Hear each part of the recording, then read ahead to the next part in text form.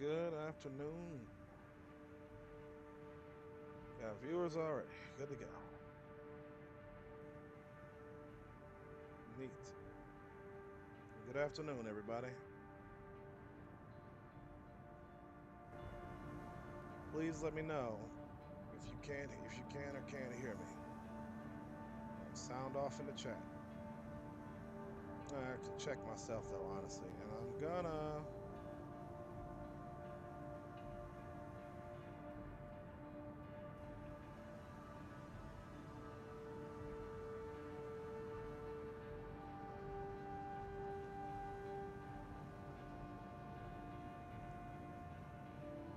I'm going to test this audio.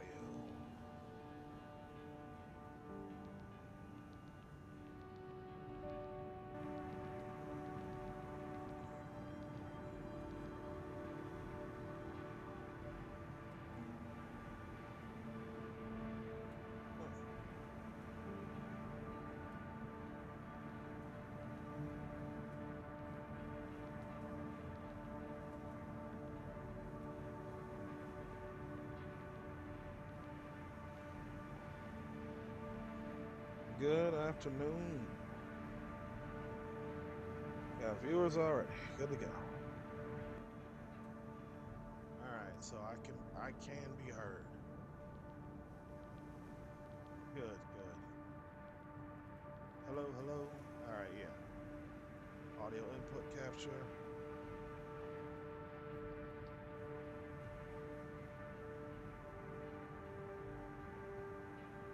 Also, if you can all tell, I've added some new things to my stream. I've got these little overlays here, the subscribe button for YouTube, Twitch logo, Facebook logo, because these are the platforms that I'm streaming on. And then I have the live chat itself right here on the screen, so you can see yourselves when you talk, if anyone feels so inclined to say something.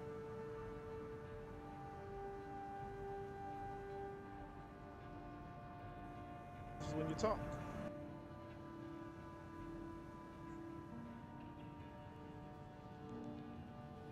Oh. Storm P, I am waiting with bated breath to play Dragon's Dogma 2. You have no fucking idea. I am so excited. We got 2 more days to go. 2 more days. And then we'll be there. We can Dragon's Dogma it up.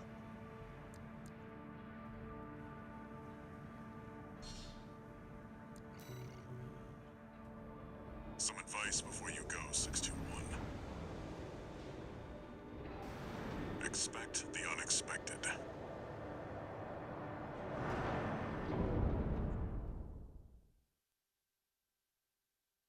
Expect the unexpected. That's not really advice, activating motherfucker. combat mode. Commence mission.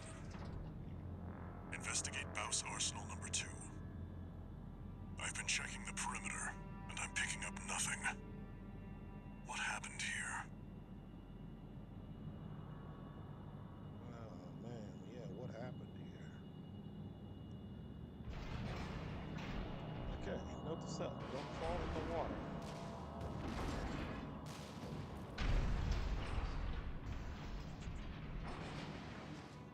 Also, Storm P, if you're still in the chat, tell me what you think about how I got the layout for the stream. Like, what do you think? I got the live chat right there, using like an Overwatch font, and those overlays right there. Like, what do you think? Is it? I was thinking of adding one of those overlays that, like, you know, basically it's kind of like a background that has a bunch of shit on it that like highlights my screen, highlights the game screen, highlights the chat screen, and then some shit on the bottom, you know.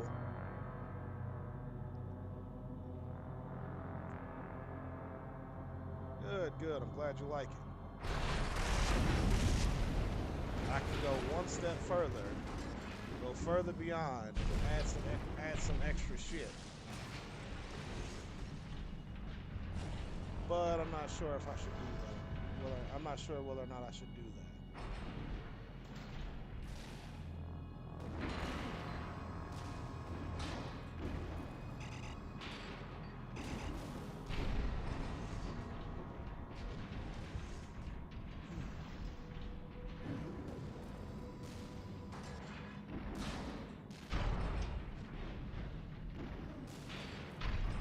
It's too quiet. Yeah, very much. Yep, I got one more layout I can add.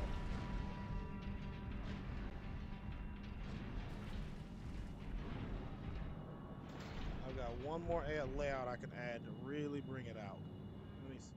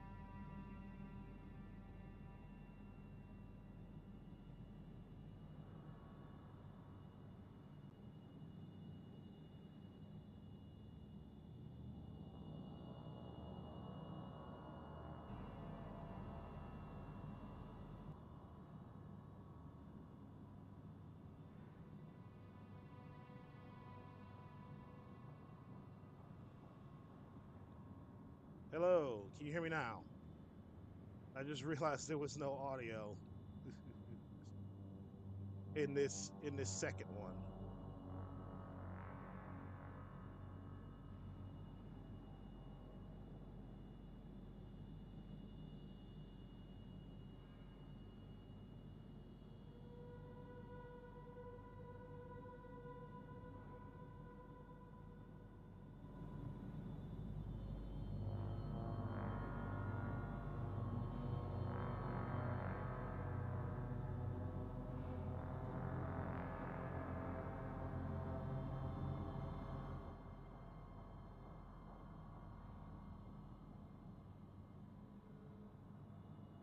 Yeah.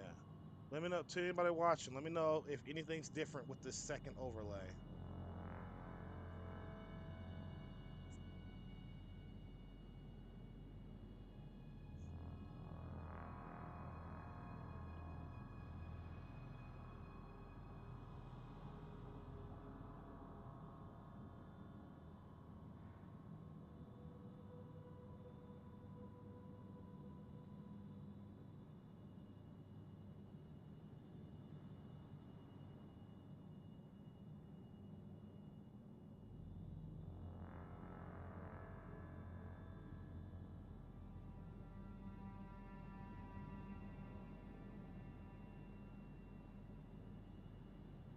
All right, back to the game.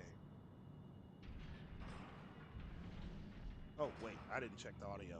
Fucking it. God, I'm a fucking idiot.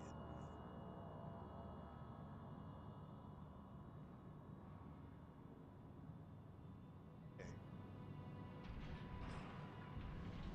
Yep, Oh, it wait, works. I didn't check the audio. Fucking idiot. God, I'm a fucking idiot.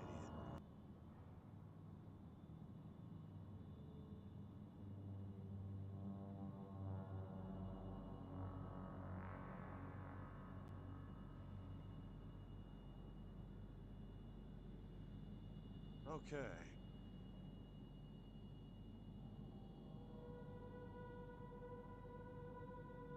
Let me see how this looks full screen. Oh, that looks really cool full screen. Okay.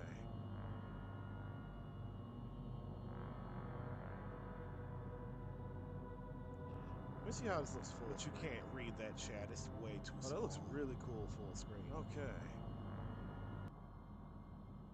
Huh, let me see if I can fix that.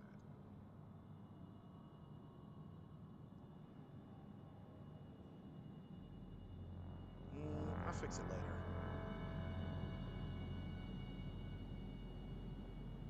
Yeah, I'll definitely fix it later.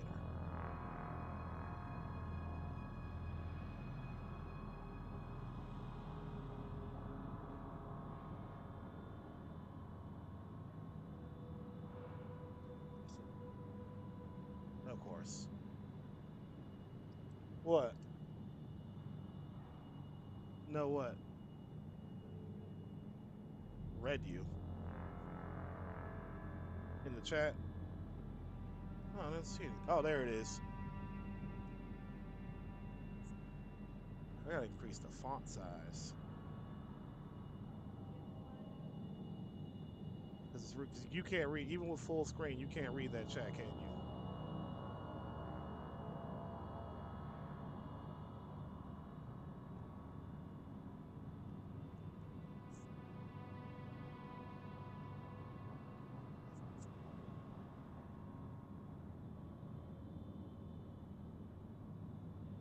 Launch.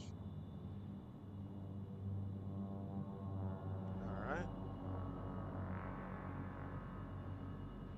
Copy. Where is it?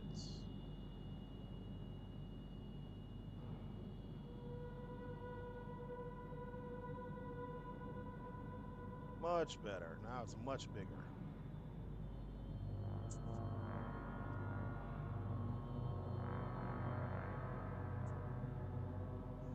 Much bigger. Let me see how it looks. Yep, much bigger, much easier to read.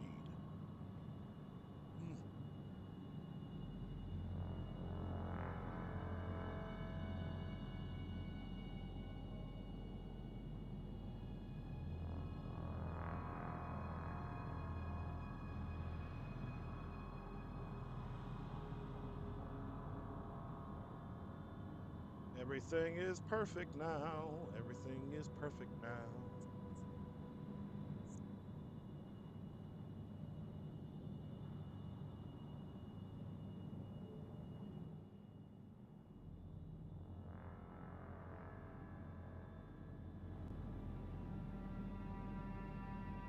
Hell yeah. All right, back to it.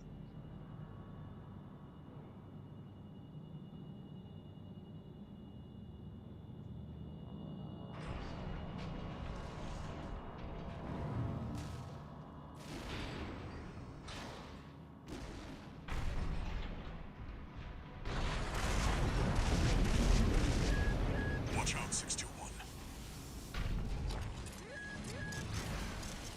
Motherfucker got a laser. 621. Watch its shots and see where they're coming from. Of course. DD. Stick to it like glue. You'll lose it if it gets too far. I already lost it.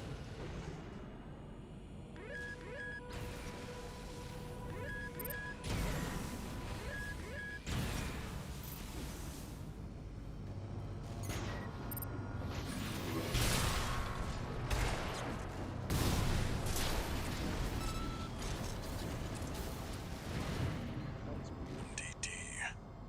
Coded comms.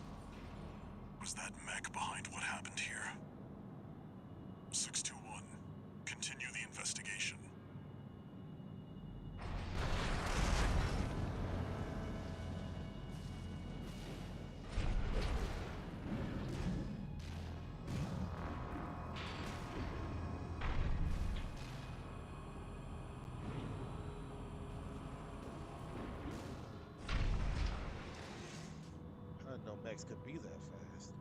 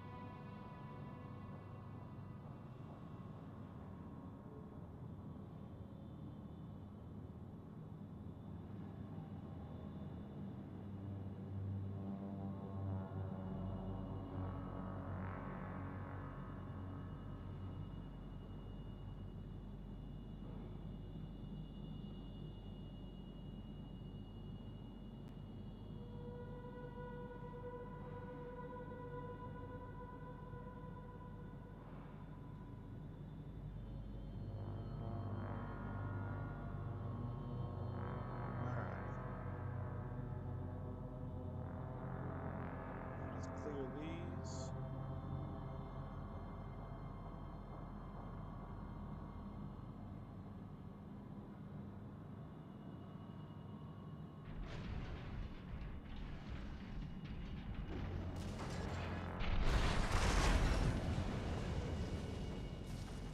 It's got you in its sights.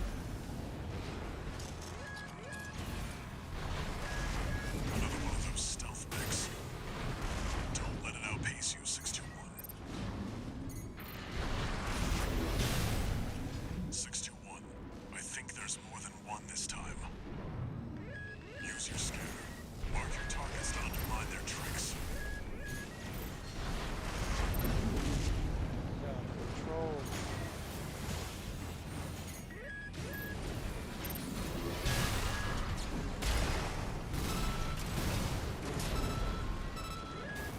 Got it.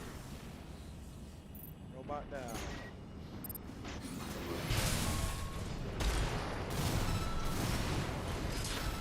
Second one down. Unidentified machine down. Keep going and stay sharp.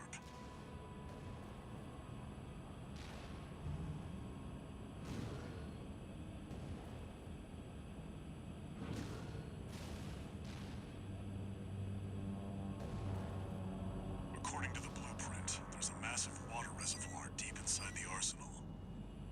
If there's anything waiting for us, that's where it'll be.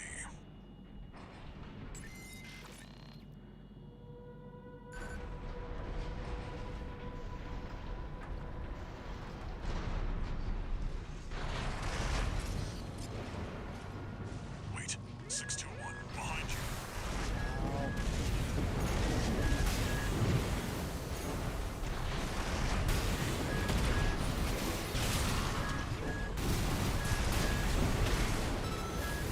AP at 50%.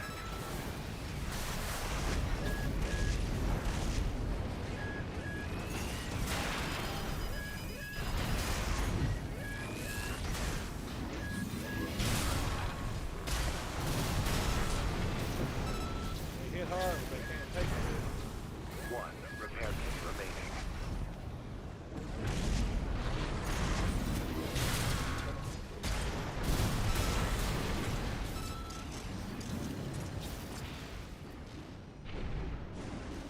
All clear. Keep going, 621. I will keep No repair kits remaining.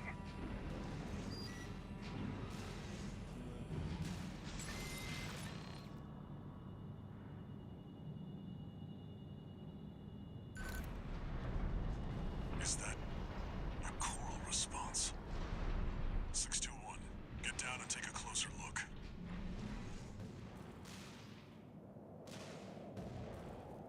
No doubt about it. This water.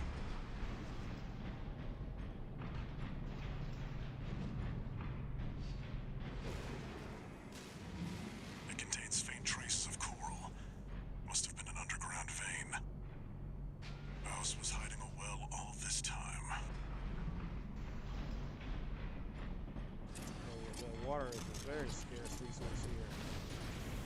621, above you.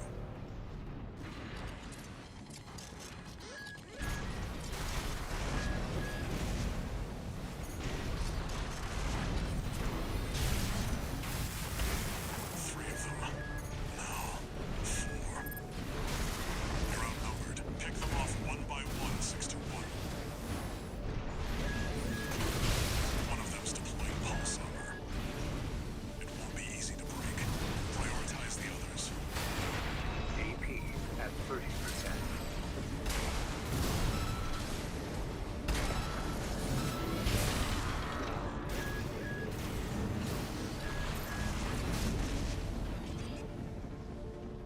One unidentified mech down.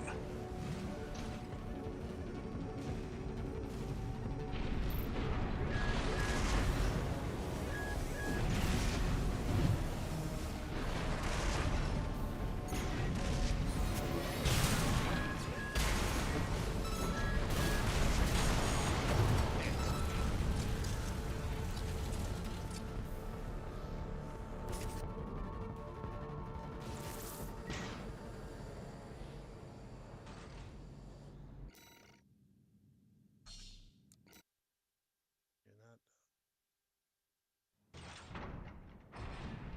Is that a coral response? 621, get down and take a closer look.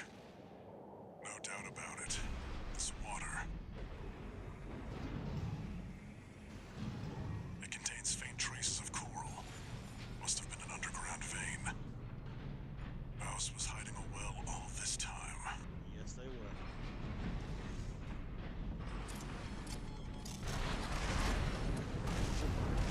Six two one, above you.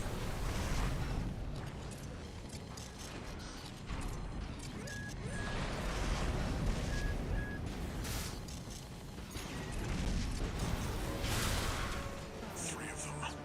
Now, four.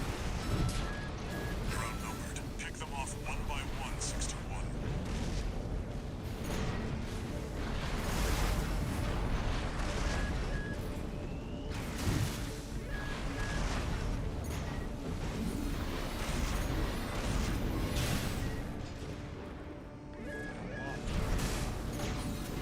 AP at 50%.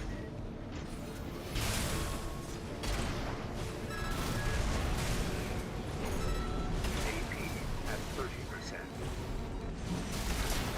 2 repaired. Another dealt with. Stay focused, 621.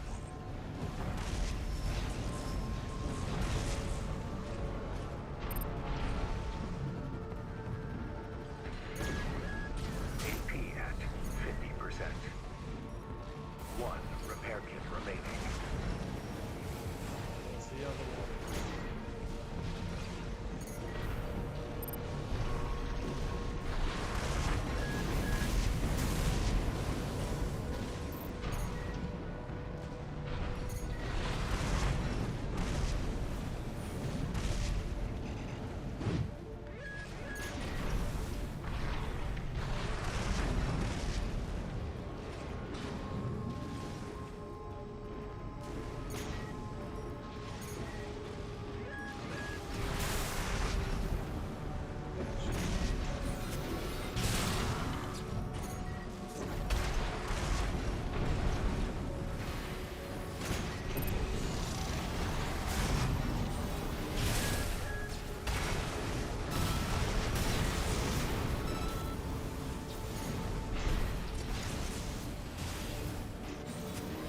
One remaining. Finish them off. AP at 50%.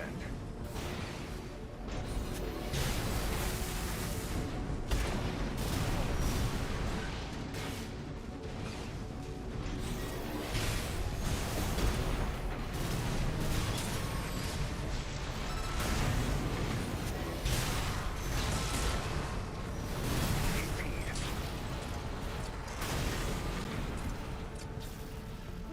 Seems that's the last of them. This wasn't a simple check-in after all. Head back and rest up, 621. That's it. There you Yes, sir.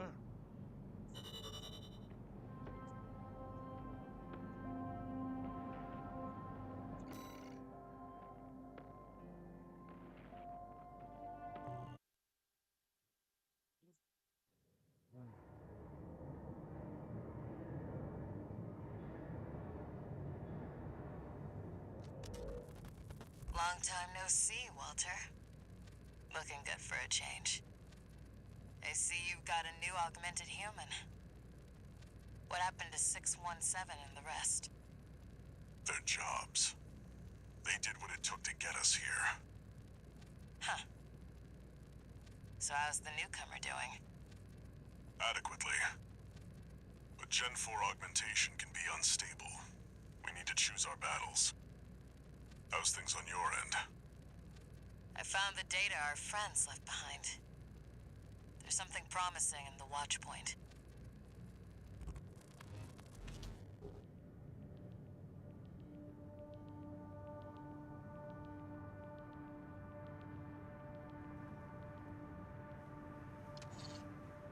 One new message.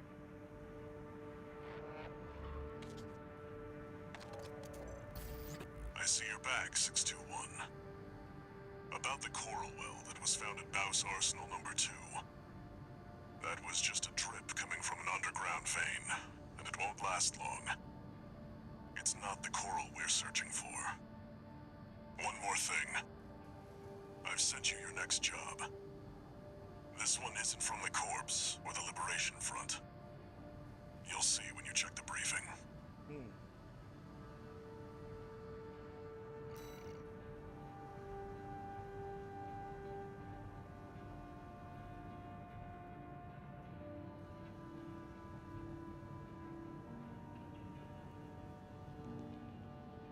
Hello, hello. Hey.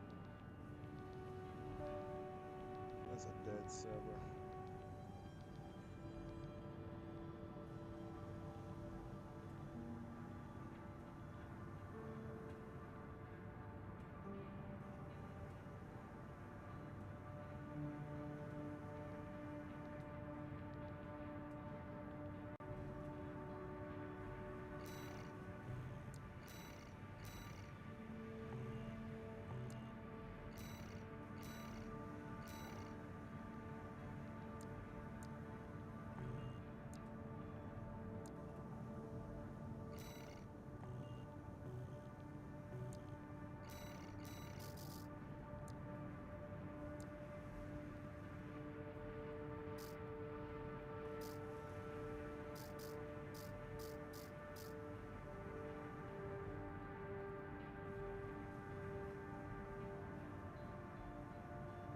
Especially when the crew's on the.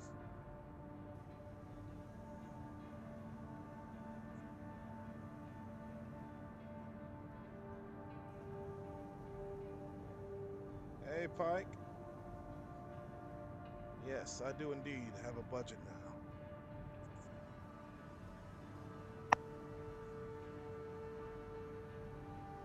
Oh, I see somebody joined me. Fallout. Oh, Hey, buddy.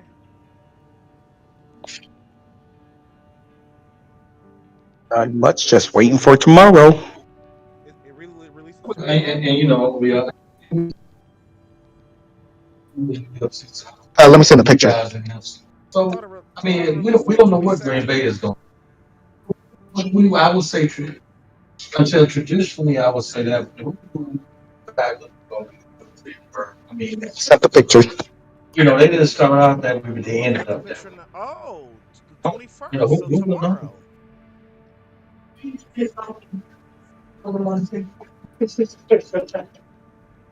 Well, shit. We can play it tomorrow. Mm, Give me one moment. no problem.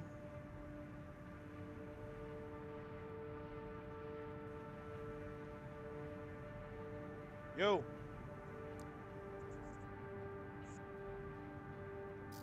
Who, what now? Oh, very well. Oh, nothing. Just I can't work for now. I figured you were at work. It sounds like you're at work. Pushing all these things. Go back. Browse up these settings. A laser rifle can be charged to amplify its power. All right, let's get this laser rifle.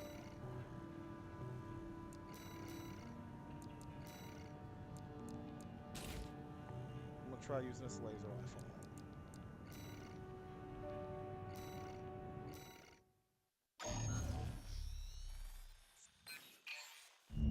This is a rather personal request from a friend of mine. It concerns a certain facility, a You say witch you don't hunt. work like fun. Specifically, Apparently, you'll know the underground flow of coral. apparently the Used to monitor the I dormant don't know if I minerals. can even just blurt it out, but then again, it's gonna be all over the news. Um, the Your big account cheese of the U.S. of A is here, and if anybody, and I mean anybody, is outside working, reports kept you're saying under there's an arrest. EMP, a Holy planet-side shit. PCA force, which means it's too hot for the corporations to be seen there. In other words, we're flying So the circles moment I around came you on this in, I planet. sat here and did nothing all day. They got you sitting tight.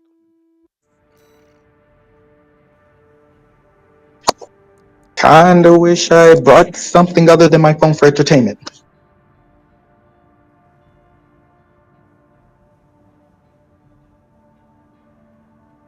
You think that's crazy?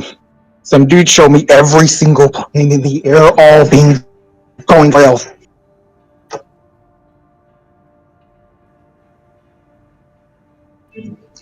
Some dude showed you what? So what do you still?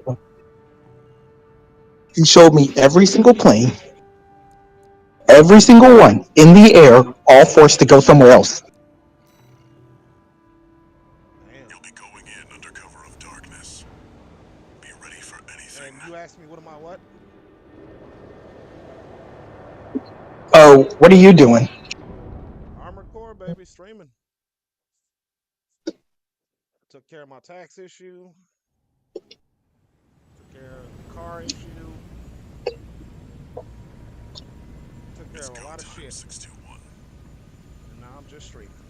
I think I think the thing that will bring the entire human race The together. PCA would anticipate a solo, independent mercenary. Would you And also bring the entire human race together is that we all hate taxes. Yep. But I ain't trying to fuck with the IRS, that's for Main sure. system activating combat mode. You know it's messed up when the clown No prince evidence. of If anyone crime sees you, wants handle to it. rob a bank just because he didn't want to deal with the IRS. Yeah, you don't fuck with the IRS. Code 1-5. Intruder sighted.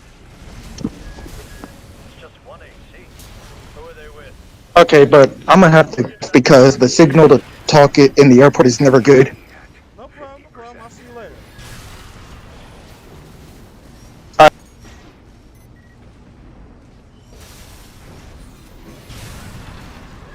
Ghost 7-8, requesting backup. I can't get through to HQ.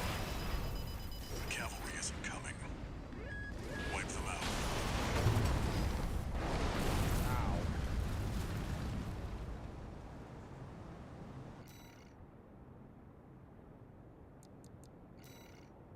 I don't know if I want to use this laser. I don't know what about the bazooka.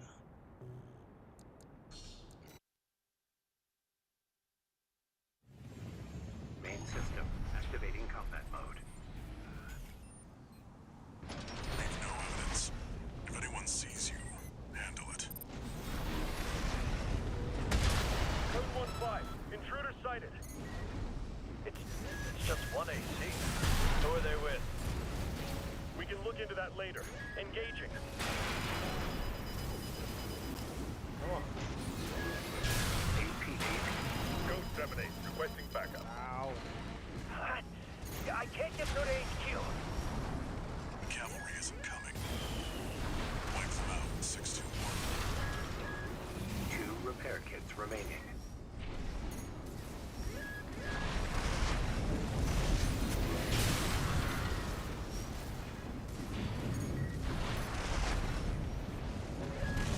AP at 30%.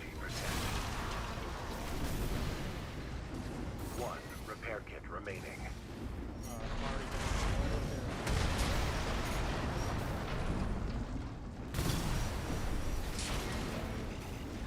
Confirmed. Enemy squad destroyed. Move on to the next area. Well, No this is gonna be an repair kits expensive remaining. It's gonna be an expensive mission. Where did that AC come from? What happened to the patrol squad? Code 1-8. All units deploy for combat. You're exposed to snipers from all quarters. Keep moving or they'll shoot you down.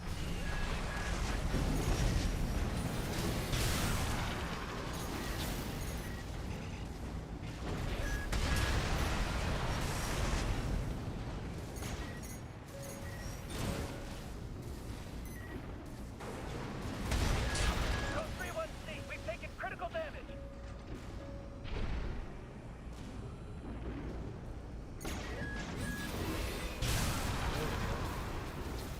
Yes, I did. Chainsaw, yes, I did. How do I sound Updating to your you? marker data. Proceed in the direction indicated. How the hell did I set this channel? Well, definitely go ahead and subscribe. I greatly appreciate it. I have no more repair kits. I'm at half health. And I know I'm far from done. You see that? That's the Watchpoint's control center. The target's inside. Make your way in. Alright, making my way downtown. Walking fast.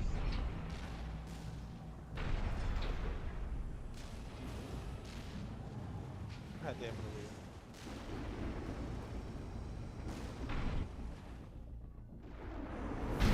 I feel that, dog. I feel that. Don't sweat it. Attacking a watch point. You're incorrigible, Handler Walter. Oh no. How many of your dogs must I kill before you learn? What a cold thing to say. How many of your dogs must I kill before you learn? Is that Sula? Pitiful dog. I feel sorry for you. I really do. You may have survived a little longer. If only you had a different master. C-1249. Sula. He's an independent mercenary who survived first-gen augmentation. It's another dead dog. Was it worth it, Walter? Their blood is on your hands.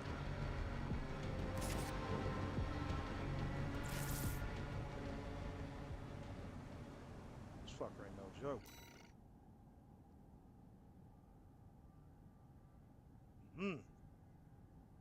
I am going. You said I need to raise my volume on my mic. I can't. It's already maxed out. Like, I can't make it any louder than it already is. I need to get a professional mic. This is just a headset, not a particularly impressive one at that. It's not even a particularly impressive microphone at that. So, you know, bleh.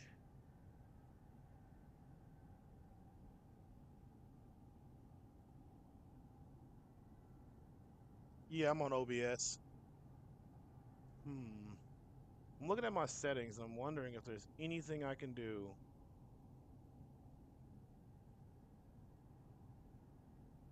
Yeah, I can turn down the game.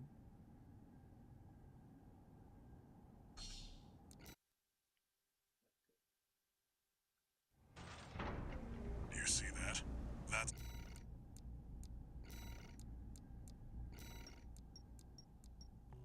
the Watchpoint's control center. I turned down the game a The smidge. target's inside.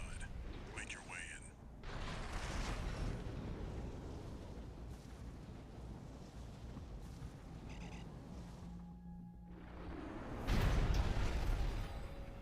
Attacking a watch point. You're incorrigible, Handler Walter. Game plus thin. How many After I of your put a limiter dogs of must negative I 10 kill decibel. before you learn? Alright. Is that Audio input capture. God, this music is fucking sick. Go into your mic setting. in effects and in effects on the mic. Add plus 10 gain, and afterward put a limiter of negative 10 decibels.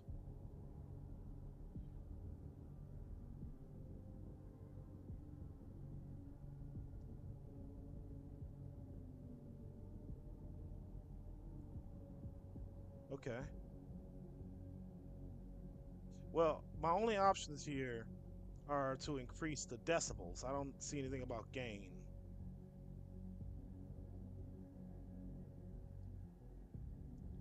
Hello? Hello? No, this is only making it worse. Hello? Hello, hello? Hello? I'm increasing. Yeah, I've got Discord. Want me to add you?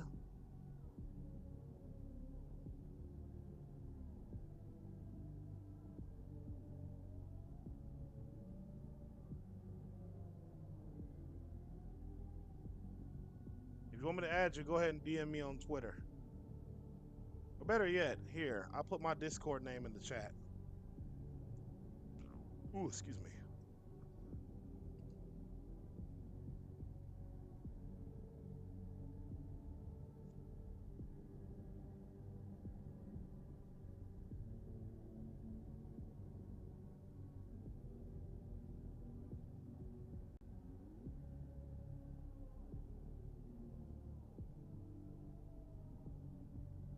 All right.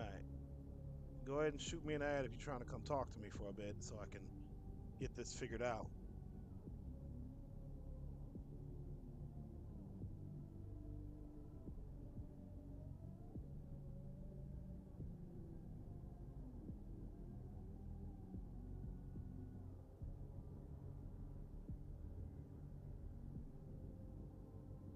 Because I would very much like to increase my volume.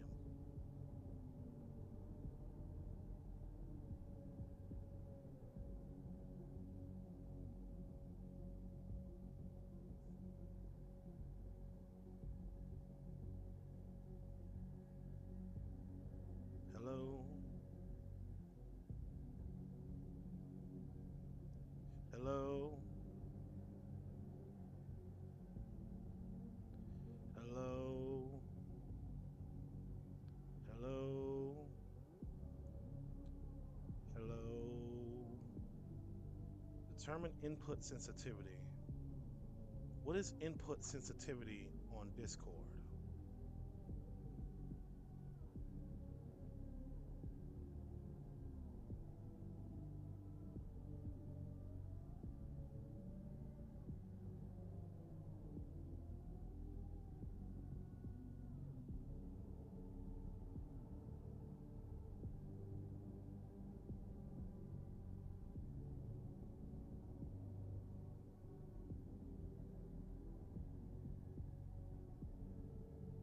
All right, let's get this figured out.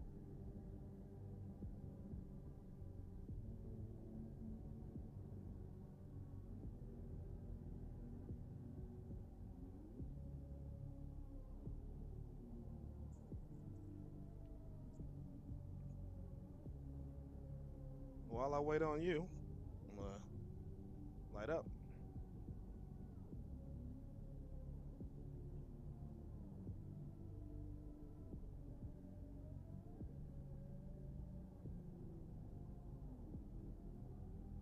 Hook up.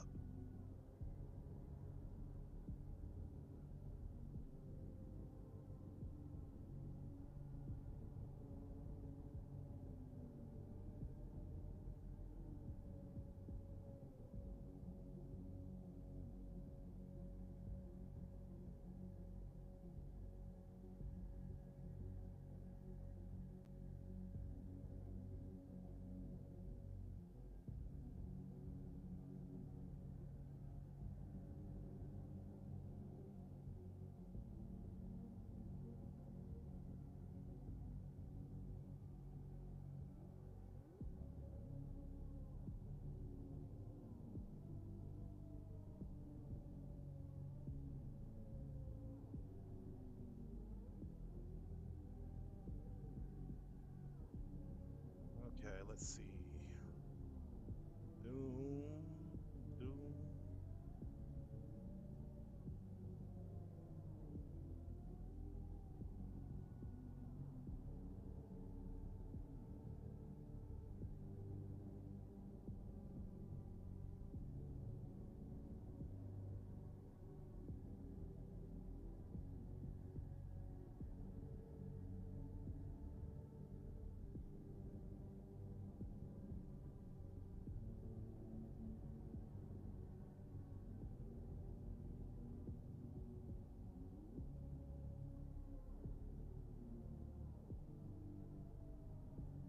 All right, no problem.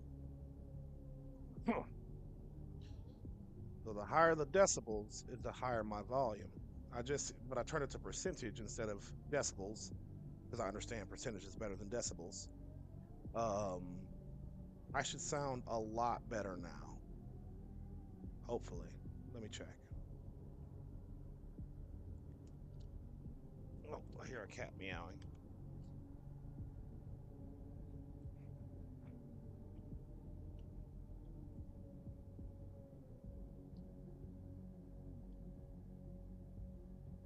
Well,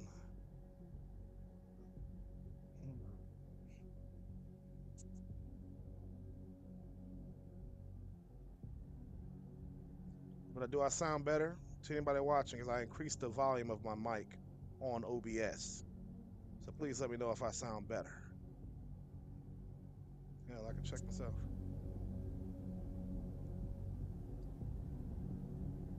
But do I sound better to anybody watching? Because I increased the volume of my mic on OBS. So please let me know if I sound better.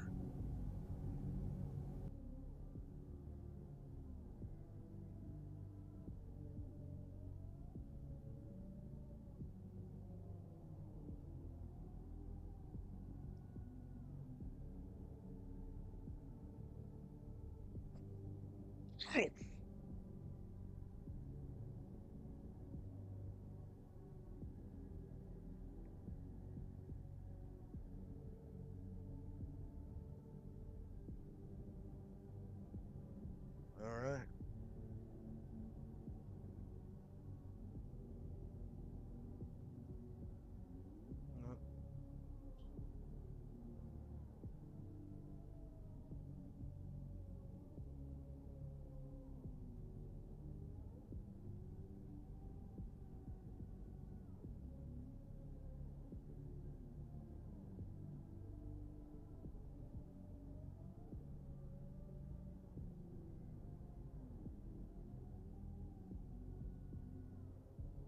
Chainsaw, I don't know if you can still hear me, but take your time, brother.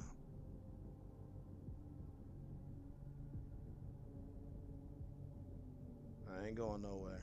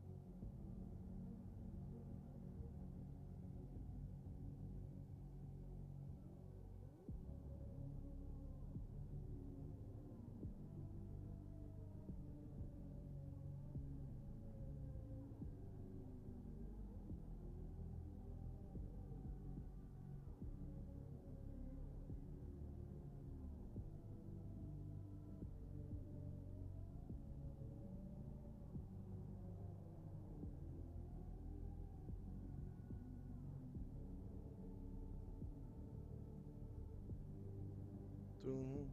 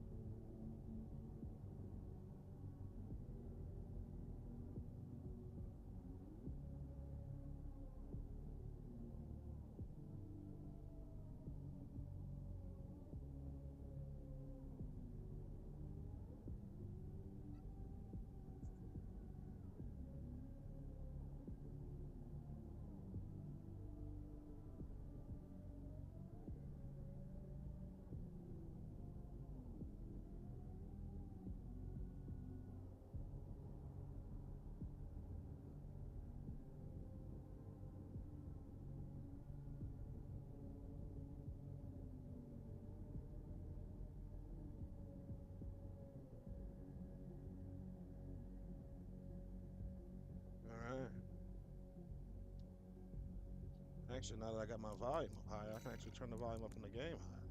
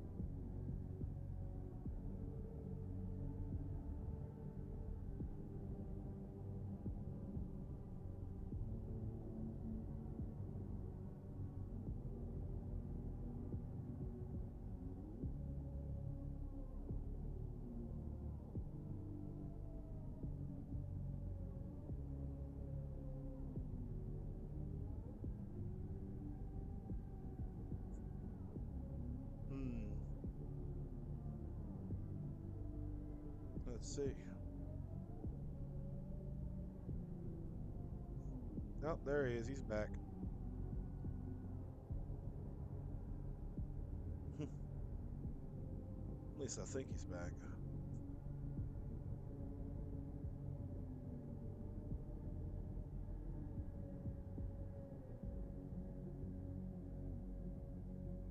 No.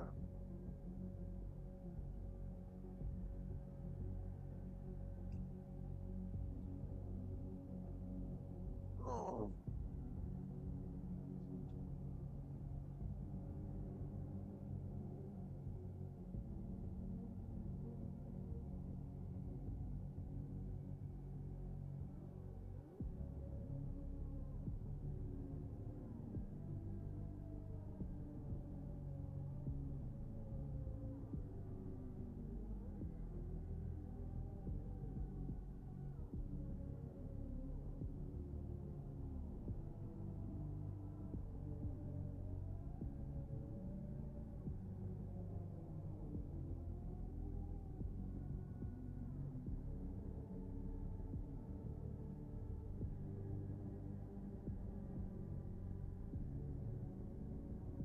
Waiting on this guy, waiting on this guy, waiting on chainsaw.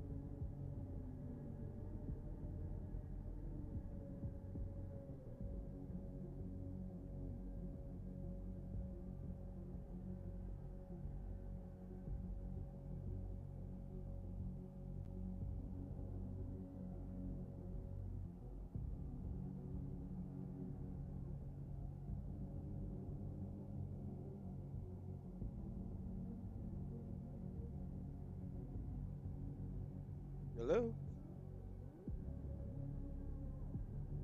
Can you hear me okay? Oh boy, I can hear you loud and clear. Okay, perfect. Okay. Thank God. Just having a little bit of a microphone issue myself there with all the crackling. Ooh, yeah. Yeah, well, having all these things plugged in caused me a little bit of abuse on the input. I don't have a mix board like all these fancy folks.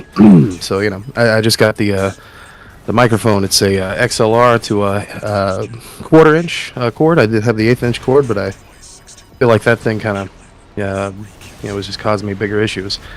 But now I've got it plugged into an adapter, like what we used to have back in the day at Radio Shack. And yeah, I don't know. There's a short somewhere. I can't tell if it's the input on the actual PC, on my gaming computer, or what the issue is. But still trying to work that out. Well, I But I can noticed there was a definitely. big hiss on there on my OBS, so at least I can see the interface that way. But how you doing, buddy? I'm fucking groovy. And just as a side, I haven't heard the name Radio Shack in years, so that was a You mental see that? flashbang. That's the Watchpoint's Oh, control I center. miss it. I miss it. That used to be where I used to get all the fun toys to work on guitars, and now streaming, I'm just like, man, yeah, that would make life so much simpler when it comes to a lot of electronic pieces. Checking the watch Oh yeah. point. You're in But cordial handler, Walter. Um, so before actually we get into this is the first time How you and many I of your ever, dogs must I talked, kill and before it's a you pleasure to learn? finally talk to you. oh yeah, no, hey, we could totally do that. We could totally do that. But let's get you worked up first, though, buddy. All Do right, some tech support stuff, though, right? tech This way, if you support. do want to have This way, if you do want to have any sort of jibber jabber, I can suck down at least a couple more monsters, maybe 3 more Red Bulls, and we can get your audio sounding amazing, or at least as good as we can get. You're using the headset there, right? Yes, sir. Okay, so we ignore all of the preset stuff. Okay, so here's what you're gonna want to do. Can you? Okay, so you're on OBS, right? Can you share just your OBS screen with me? Ones that I Sure. kill.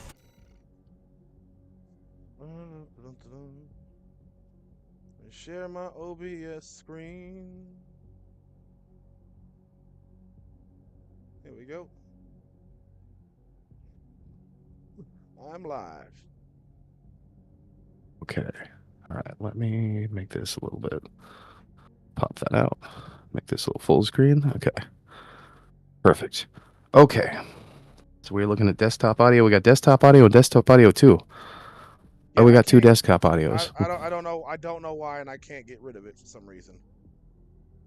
Hmm. Okay. I mean, it's good. We can utilize both of them. If you mute one, does it affect your stream? If I mute one, yes, it does. You won't be able to hear the game, nor you, nor anybody. Hmm. Okay. Okay. Now you're using a capture card though, right? Yes, I am. Okay. Okay. I'm So assuming one of the desktop audios is the video. Well, no, there's one down here, video capture device, but it doesn't register any sound at all. well, that's just your camera. That's fine. The one that you're looking at there. Scroll up just a little bit, would you? Sure. Okay, scroll back down. Okay, audio input capture. That is probably your game, right? No, that's me. That's you. Okay.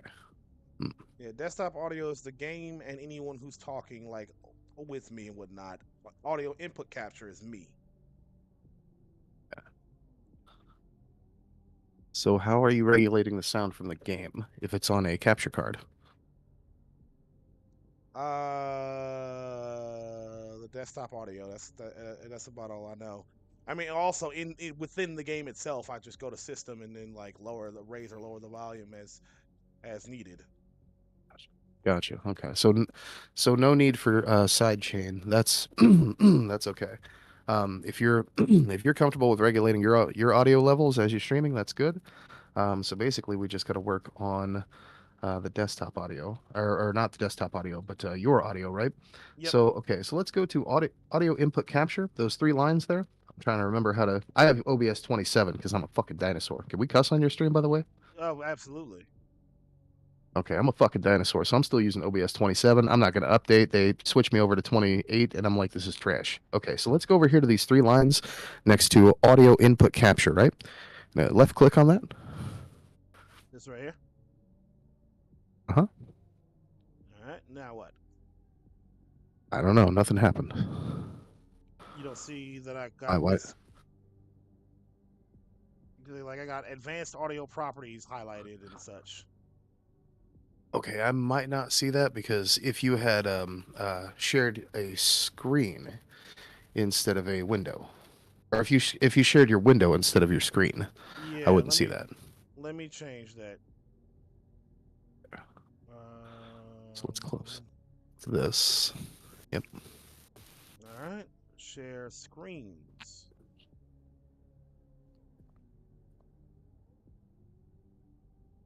It should be the one that says like monitor or whatever, such and such monitor, whichever one you have Yep. Only got hooked the up to one. OBS. Yep. I only got the one monitor in my laptop. Oh, I got another monitor. Yeah, I But got that's, you get me. Oh yeah. See, when I move this, like I'm using 4 right now. I got the laptop and then the 3. Like I got the Hans G and the 2 TVs and then the big one behind me. When I move all this stuff over there, though, I'm gonna have like 7 fucking screens on 3 different computers. It's gonna be wonderful. Nice. Yeah.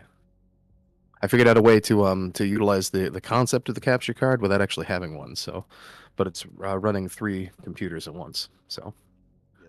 Goddamn.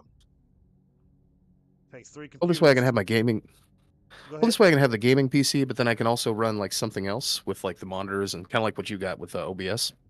Oh But I'll yeah. be running that through my Ethernet instead of a capture card. So, Hell yeah. All right. I'd say so. Whatever works. yeah. All right. But do you see it now? The 3 lines highlighted. I do not. Huh? Oh, here we go. I guess it booted me off. All right, give me just a second. All right, I got it now. God damn. Unironically, this is what I do for work. I get you. But when you say the 3 lines, you mean these three dots, right? Uh huh. Right. Yep. And then, am I supposed to click on And then advanced audio properties? we're gonna go to filters. Oh, filters. Okay. Uh huh. All right. So then in filters, we're gonna click on this little plus sign right down here, All right. and we are gonna go to gain. Gain. Add 1 gain, and we're gonna kick that up to 10 dB, right? Okay. Perfect. And then we're gonna add another one, Add another and that's gain. gonna be a limit. That's gonna be a limiter. Call it limiter. Oh, no, No. cancel. Fine limiter. We're gonna Here's actually limiter. add the Okay. limiter. Yep. And we're gonna set that one to negative 10 dB. Well, right now it doesn't read as deep. It reads as MS. Wait. Oh, What up is it? above it. Up above it. Oh, up above it. Up above it. Shit. Where was I at? Yep. Let me. Sorry no, you're good. You're good. See where it says threshold there? All right. 10 Gonna dB. kick that down. And then threshold to Negative 10. And then your release should be at 60. Looks like you've got it there. Yep. Okay, perfect. All right, now let me go back and check your stream. Mind you, I did raise my volume to 3.5 dB in advanced audio properties. So let me lower that back down to 100% instead of 150%.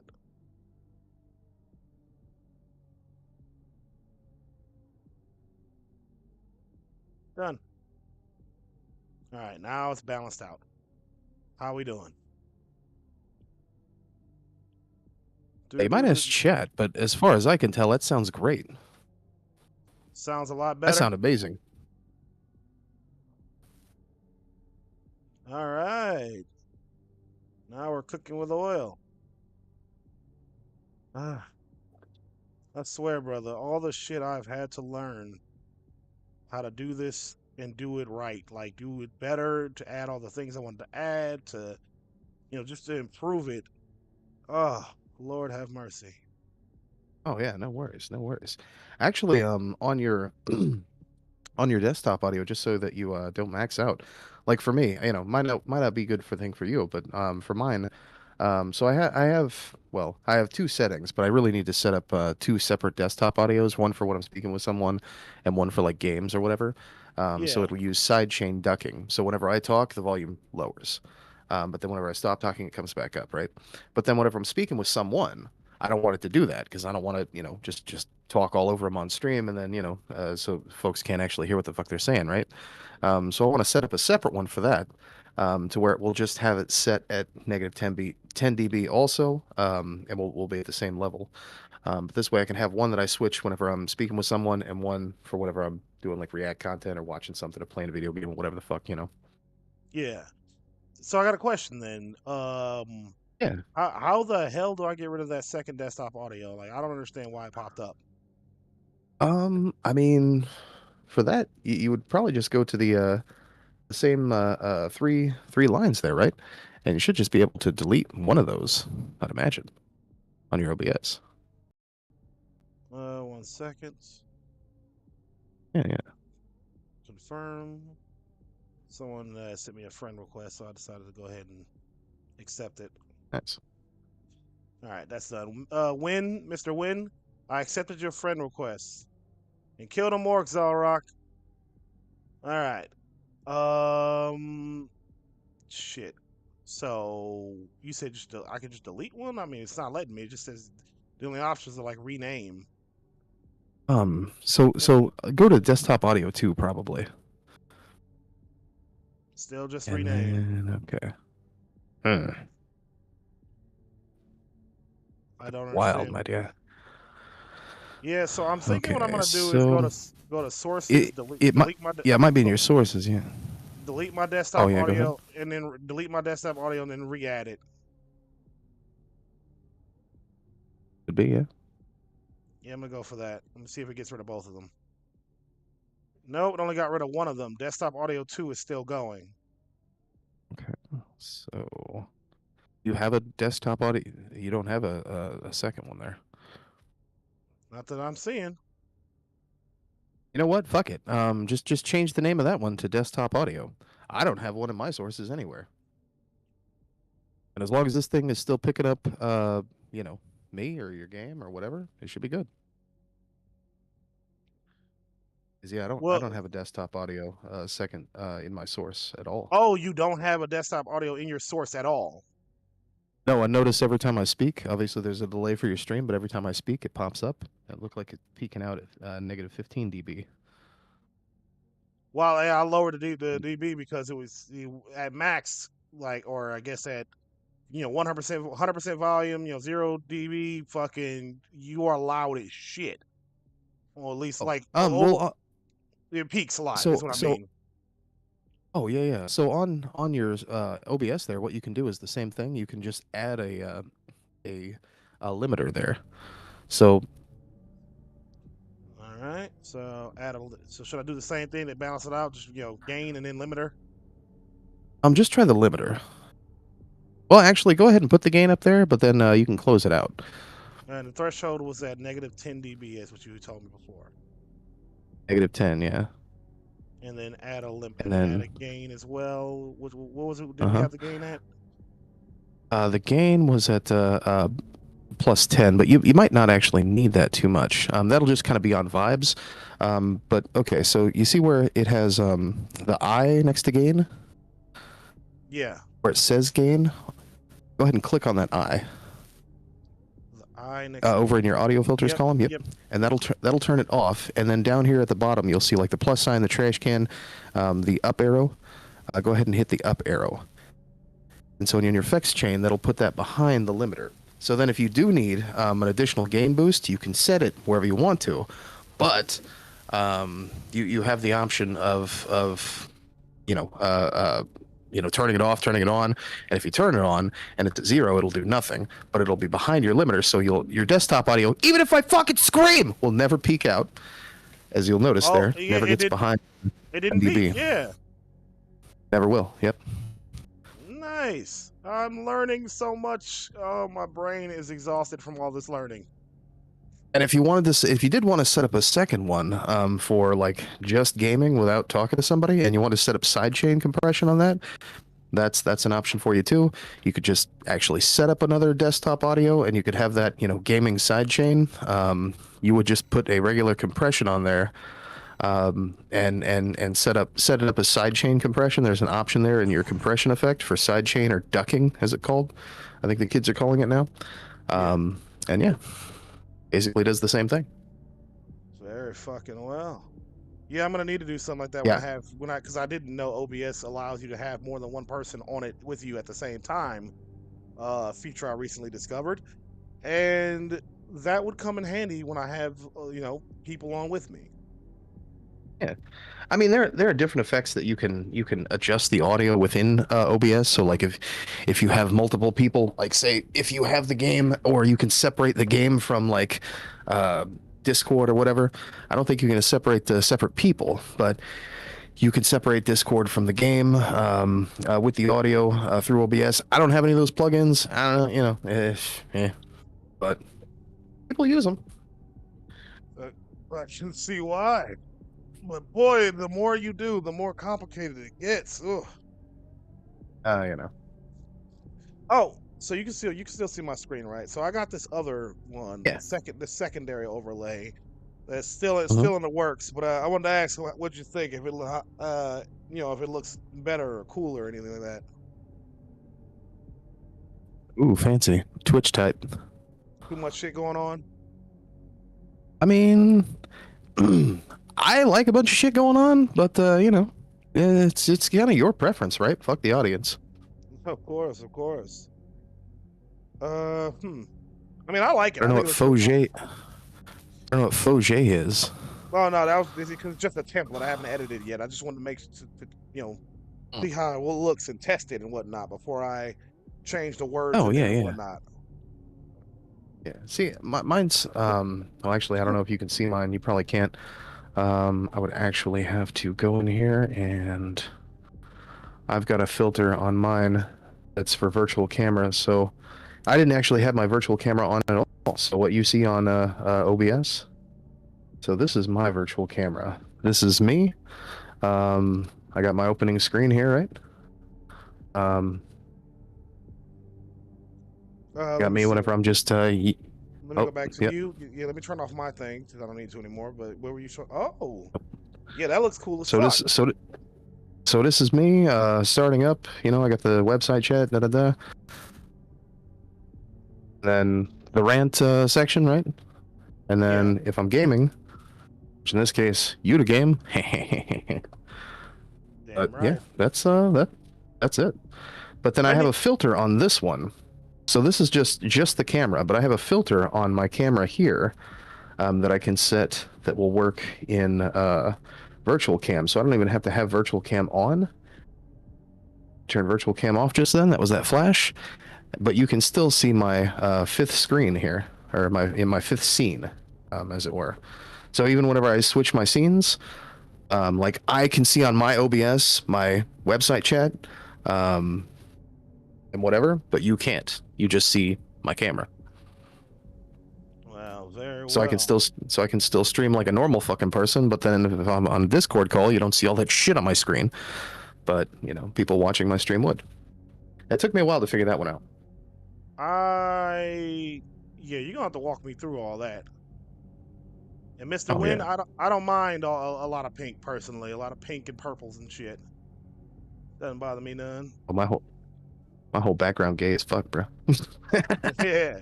So let me see if I got this right. So you can switch scenes to the one where it's just like the subscribe to me, the chat, it's just your icon and all that jazz.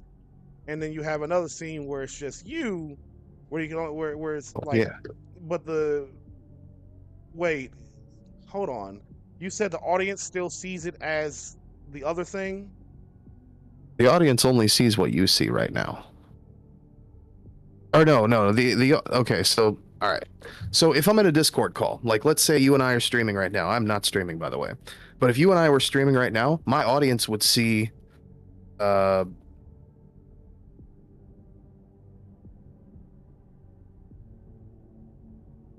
would see all this shit. Right? They would see my logo, my website chat, my give me money. And when we talking, they would see your stream, right? Or yeah. I guess your Discord. There we go. They would see that. Talking to Rico here. But then also all of my shit, my logo popping up. One thing I'm noticing is your chat is always present, except for when you switch to just you. Oh, I got a website. That's the website chat. Fucking. Oh, you have a website. Yeah. Okay, so it's like, and it's the website. So I imagine on Source you have picked the browser. and linked What? your web, and you picked what? Can you hear me? Yeah. Okay, so I said you picked browser and like linked your website, embedded it into the video in all your scenes, so that way your website chat is always present. Because that's how I understand it. Yes. Yeah. Okay. So just like people do, like if you're streaming on Twitch and you put your chat on stream, right? Say that again. Just like if you're streaming on Twitch and you have your chat on your screen. Yeah, because I'm streaming on multiple platforms at once through OBS connected to Restream. But yeah, if I go on Twitch, Right. So well, no, I stream on Oh, go ahead. I was gonna say no. I did not. I guess I didn't select to have my stream chat in the video on stream. That's why what I did was the browser, because it catches all the chats from YouTube, Twitch, Facebook, and Twitter all in one right here. Yeah. Oh, you're gonna fucking love this. Hang on.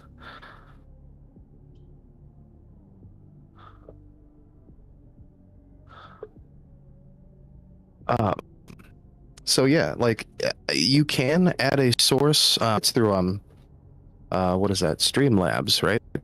Right. No, Restream. That's what a lot of people use. But they'll use Stream to like their shit on their, so it makes a dono or a super chat, or if they subscribe on Twitch, it'll pop up with thing for doing your shit or whatever. Or like if their chats on, so the chat will be through Restream. Okay, so you are getting really you're getting choppy and robotic. Are you okay? Let's say everything's. Hello? Like this is why I'm switching to several. Can you hear me? There you are. I'm like, you started getting really choppy and robotic and skipping out the whole time. See, this is why I'm switching over to using multiple computers soon to stream, is to avoid that shit. the extra lag. That sucks. Yeah, you're clear now. So yeah, you're good now. Let's see. What's one we can use here? Just to give a good example.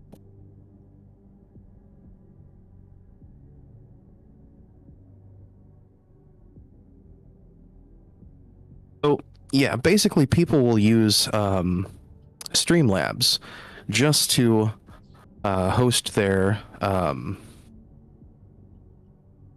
like their chats and whatever, right? And then they'll take the elements from Streamlabs and they'll put them into OBS, and then you can have your chat on screen like that, right? Yeah, one second. That's how. Yeah. All right, say what you were saying again. Okay. I said most people use Streamlabs, and they'll use that to take their chats from Twitch or YouTube or whatever, and they'll put those into they'll embed those into their OBS and put it on screen on their stream, right? So if they have like a scene like what you're seeing here, where it's like me, and then I've got the chat here, but it will be from their Twitch chat or from their YouTube chat, right? That's like typically the streamer experience when you see chat on screen. They're using those from Streamlabs. And when you see somebody like donate and like the thing pops up, that's also coming from Streamlabs, right? It's like they're using Streamlabs for their notifications and things that pop up on stream. They make the noise and all that shit. So I have a streaming website that I use. So my chats, like, it doesn't go away even whenever I'm not streaming. But it doesn't use Streamlabs for that. But the other cool thing that I can do with that, which I want to show you real quick, which is kind of a fun thing, and it's unique to this experience here, is that we could do shit like this. So on my website, I can host your fucking stream, guy. Oh, cool. That's a cool little feature. Right. So, that's Um, And I just discovered how to, while we were talking, how to make my chat opaque, like lower the opacity of the chat background and the message background, so that way it's just, yeah. yeah, I can input that, but I don't have a background beyond this. It'll just be black screen, white words on a black screen. So I'm like, maybe I need to input a background. Um, well, like I say, Streamlabs can kind of do that for you just based off of whatever chat you're using. Or I think Restream also has that if you have the app. I have the app. I haven't used it in a while because I also use Streamlabs, and I used before I had a chat. I used to just use Streamlabs with like the bot that would swap out between YouTube and Twitch and da da da. But it has an option for, or not Streamlabs, but Restream. Oh, very well. They have Oh, a desktop. I do have a background I can use. I'm so stupid. I'm so stupid. But how do I put it in the background? That's my question. Like, how do I put this in the background of everything else that's... Wait, I know how. I'm stupid. I'm so stupid. Just move everything above it. Move everything above it. God, I'm an idiot. Why am I just now discovering this? Or to just move that thing all the way to the back. Yeah, I just moved it to the back of the line, to the back of the bus. And now, wait, let me see if I can change the font color. Is that an option? Because my, as it stands, my chat words are white and my background is also pretty white.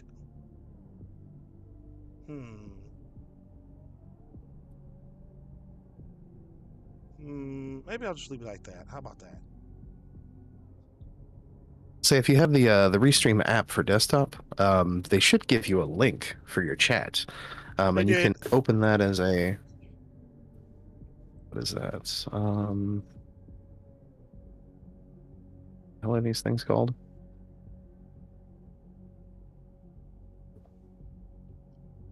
Did it work? You would open it as a browser element on sources.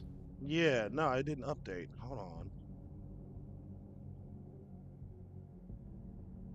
Embed chat for Twitch only. Oh, that's why. Silly me.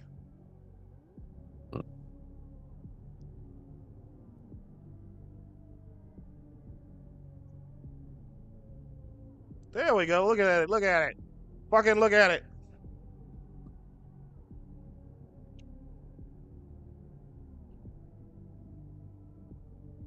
Shit. There you go. Yay. Yeah, that's my thingy, and it contrasts well with each other. Yeah, that'll do. Yeah, because I know one other streamer who uses Restream like that, and he'll stream like everywhere. I stream everywhere also, but I only host the YouTube VOD on my website. I noticed that the other ones just kind of are a little less quality. I'm digging. I'm digging.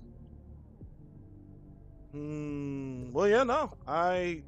This worked. This all worked. And you gave me a good idea while we're in the middle of it. This is fucking awesome. And if you're using the Restream bot, then it'll pull chats from your YouTube. They should cross over into your Twitch chat. And it'll say Restream bot says that, such and such. But what your audience will see is their names popping up. And you can set it to where they have like the Twitch icon pop up next to their names. So you'll know, and everyone else will know that they're on Twitch or YouTube or Facebook or whatever the fuck it is that you're streaming on there. Oh yeah, I have that. I have it so that each person, wherever they're streaming from, whatever they're watching my stream from, it'll say where it's coming from. Oh no. That's how it shows for me here, but this thing I selected, the font or whatever, thing, chat font thing that I selected, does not show that. Well, hold on. Actually, let me test it. Let me see. I'll go on it myself.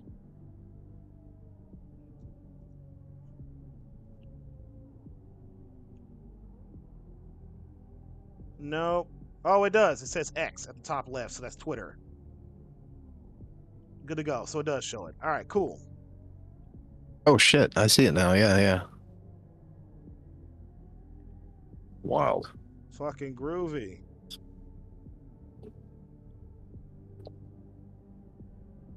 Now, one thing I've noticed is that the bulk of my viewers, live active viewers, comes from Twitter. That has been Right. surprising. But the strange thing is, hardly anybody ever says anything. So I'm starting to wonder is because the number fluctuates. It's not, if it was just pure views, then the view count would never fluctuate. It would just keep going up with each person who views it. But no, the number fluctuates entirely. So that led me to believe that either viewers, some clicking in, clicking on, some people clicking off, that, this, that, and the third.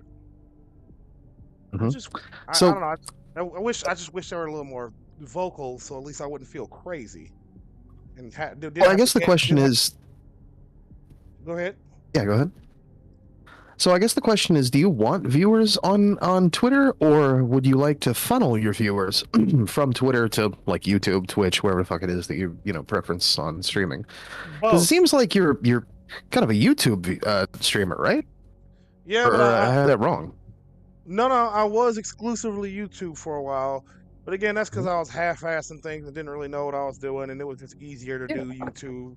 But now that I discovered, Yeah, yeah. now that I put in more effort into this, I put myself a little bit of, a little bit everywhere, and Mhm. it was great.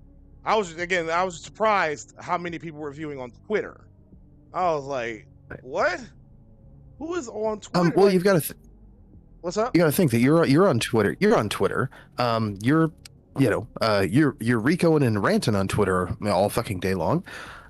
People are going to see you. They're going to recognize your tweets, and they're going to see that, oh shit, that's the motherfucker who said that thing that I fucking really like, or I keep liking that motherfucker's tweets, or that motherfucker keeps liking my tweets and responding and some shit that I agree with. I'm going to check it out.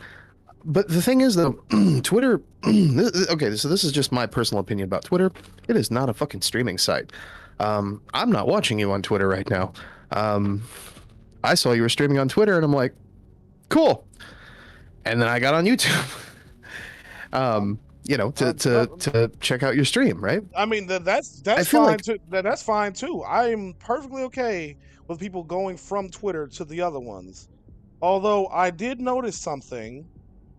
Oh, yeah, is that if people are watching me on the mobile app, you basically you you can't be on Twitter no more.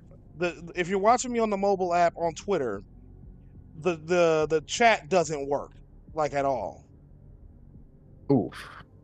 Okay, more Yeah. reason to not watch a motherfucker stream on Twitter. Yikes. Okay. Yeah, it's So like well, so the only way people could now that's what I just realized. I was like, wait a second, that's probably why people aren't talking. It's just if you're on desktop, you can talk, but if you're on mobile, you just can't. Or maybe I can't because right. I'm looking at my stream on myself, but I don't know. I could you check real quick? Like just go on the stream on your phone. I mean, it should be the same for you. I don't even know where the fuck my phone is on, actually. Holy shit. What? God damn it. Hang on. I don't even know where the fuck my phone actually is. Alright, stand by.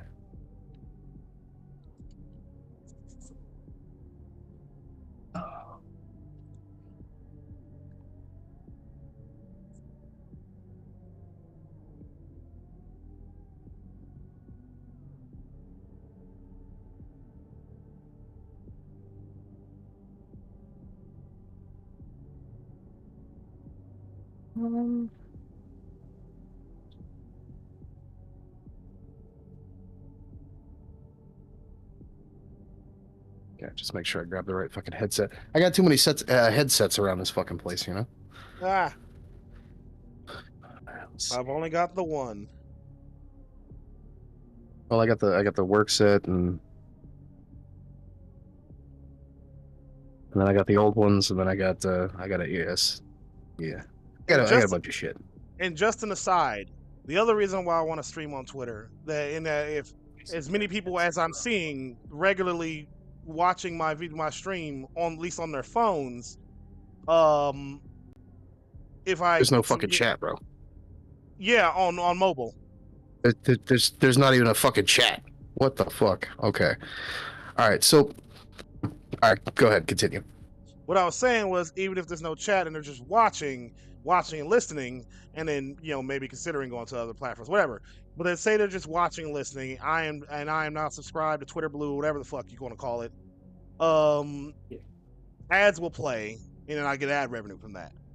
And if they're just consistently watching, which has been the case every time I've streamed on Twitter, people are consistently watching, ads will play, and bada bing, bada boom. Thing is, though, you got ads that play on YouTube too, right? Yep. I mean, you've got almost 2K subs over here. Yep. So I'm in a way I'm. Which is I mean that's fine. That's the name of the game. Okay, so just to give you an idea of, like, I guess my strategy. Okay, now keep in mind you're taking advice from somebody who literally has a tenth of fucking subs that you do, and does not stream nearly as often as you do. However, I'm a little bit of a lore monster. So I've kept up with, like. Believe me, I'm more than happy to take advice. Don't worry. Well, I've kind of kept up on how a lot of these people do a lot of this sort of shit that have been here in the space significantly longer than us, and how a lot of these things have worked for them, and I've tried to utilize that myself. Like, so for instance, I also have a restream. I also actually, fuck, I might just stream today. Fuck it, play some goddamn Factorio or something. But so I have the website, right? On the website, I host the YouTube VOD. Got site chat, whatever. I stream on Facebook, I stream on Twitch, I stream on my Facebook page. The idea is, I ignore those chats.